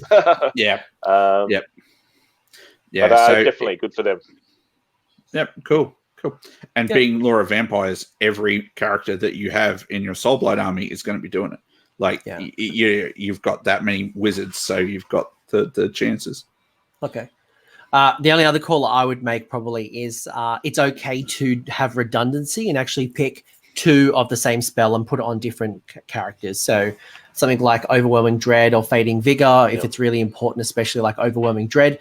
I see that being put on multiple characters for redundancy. So you obviously can't cast it twice unless you roll that 9+, but to make sure you don't lose it from a dead character, because your characters can be squishy at times. It's not a bad thing to do. I always put like Overwhelming Dread on the Necromancer. So if I run 2 Necromancers, I'll normally run 2 Overwhelming Dreads. From the Lore of Vampires, another one I quite like is Spirit Gale. It's a little bit unreliable at times, but more often than not, it's easy to roll a double with 3 dice and get an enemy unit -1 to hit. I don't think I've ever. Yeah, it's pretty easy to get a double a lot of the time. What is it on a roll of a 5 or a 6 does a mortal wound as well? On a 5+, yeah. Yeah. I just find that I don't in the list that I build. I'm probably not very heavy on the vampire mages. Right. So which is why I always lean into like a Vile Transferus or a Amethyst Orb or Amaranthian Orb. Sorry. Yeah, that's not a bad one as well. Just find I can't roll a 4+ very well. Yeah.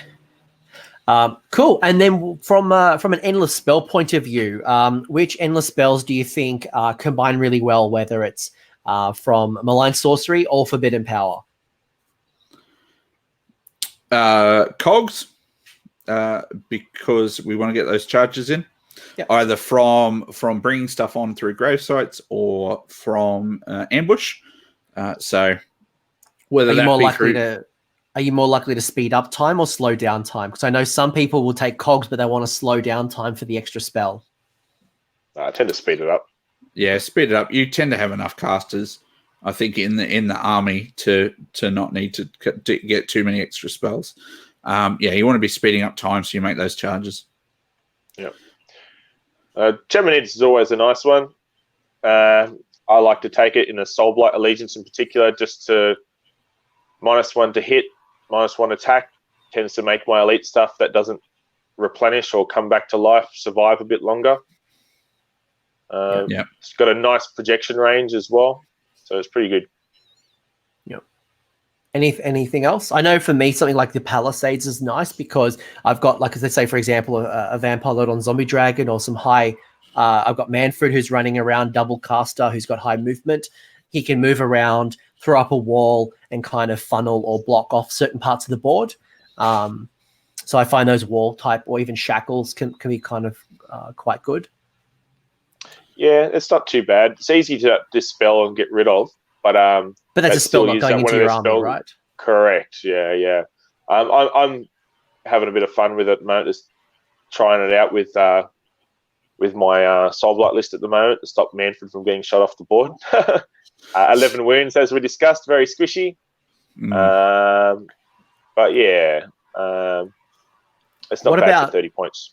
What about, say, the Forbidden Power? Because you've got a bravery debuffing piece in there, and you got your Boatman, and you've got a couple of other pieces. Is Forbidden Power any useful to us?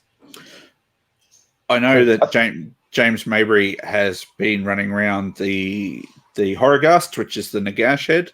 Yeah, that's the one. To stack that bravery debuff. So that could work well in Legion of Night if you're going down the anti-bravery route. Yeah. So, also another good one for Legion of Blood as well, just to stack with the other bravery debuffs. Yeah. I mean, you could use the Boatman and transport somebody up, kill a model, and just bring it back. Like, that's not a hard thing to do either. Yeah. A Graveguard would be good with that one. Yeah. Well, any other endless spells you think works well, or you think cogs? I always like Quicksilver Swords. I think it's a good ability to reach out and touch someone with some mortal wounds, which when you don't have as much range and you don't have as many overtly offensive spells, like we've got, like, the Lure of Vampires has lots of offensive spells, but we tend to take the other stuff that makes our vampires quicker or heals them. So we tend to leave the offensive spells behind, which just improves, Quicksilver Swords. It's 30 points. Throw it out. Hope for some mortal wounds. Don't have to hope as hard when they're chaos because it happens more often. But yeah. I love it. I'm a big fan of the pendulum as well. I just like it because you just point it in a direction, it's not coming back at you. And I usually go, okay, where's there an objective that they're going to be sitting on, and point it at that objective and just let it go, and cool. Let's forget about it until it gets into combat. Either that or wait till you're in a good position to throw it down their line. But that's generally what I do, is throw it at them straight away and just let the inevitable drift towards them until it hits their objective.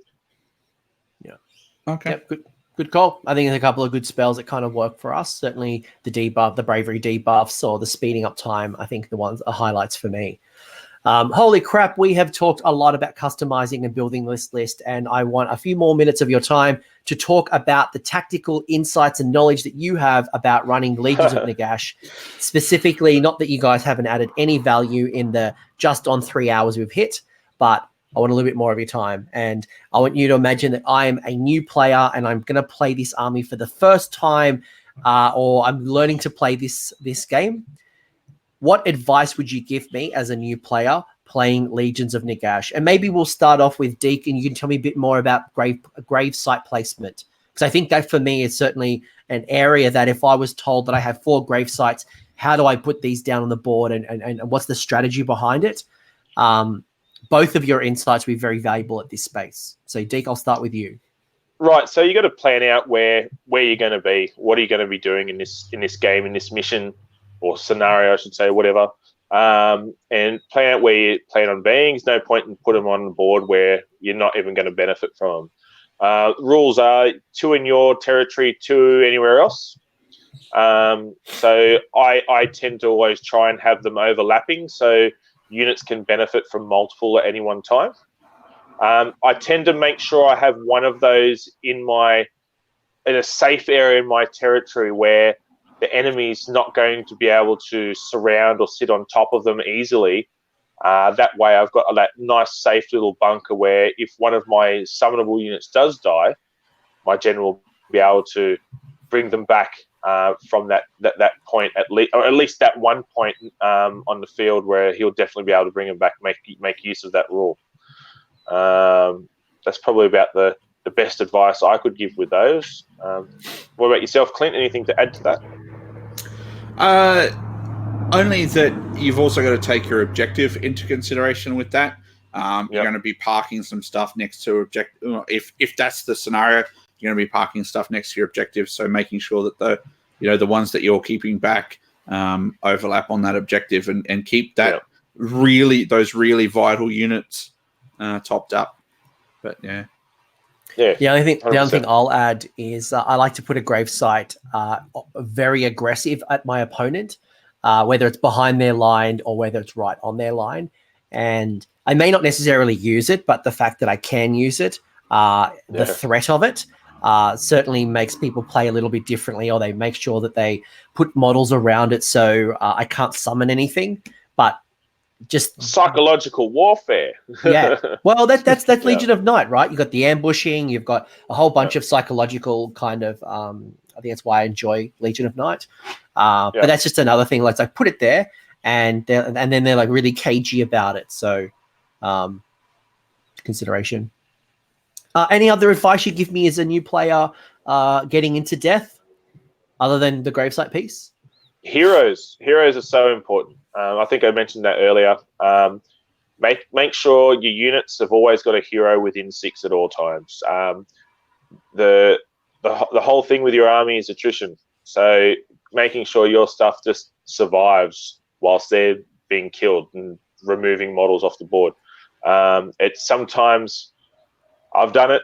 You get very gung ho. You charge off ahead of your army, maybe with your big unit of Blood Knights, and go, oh no, I haven't got my hero within range. I haven't got that extra 6 up. Ignore the wound save.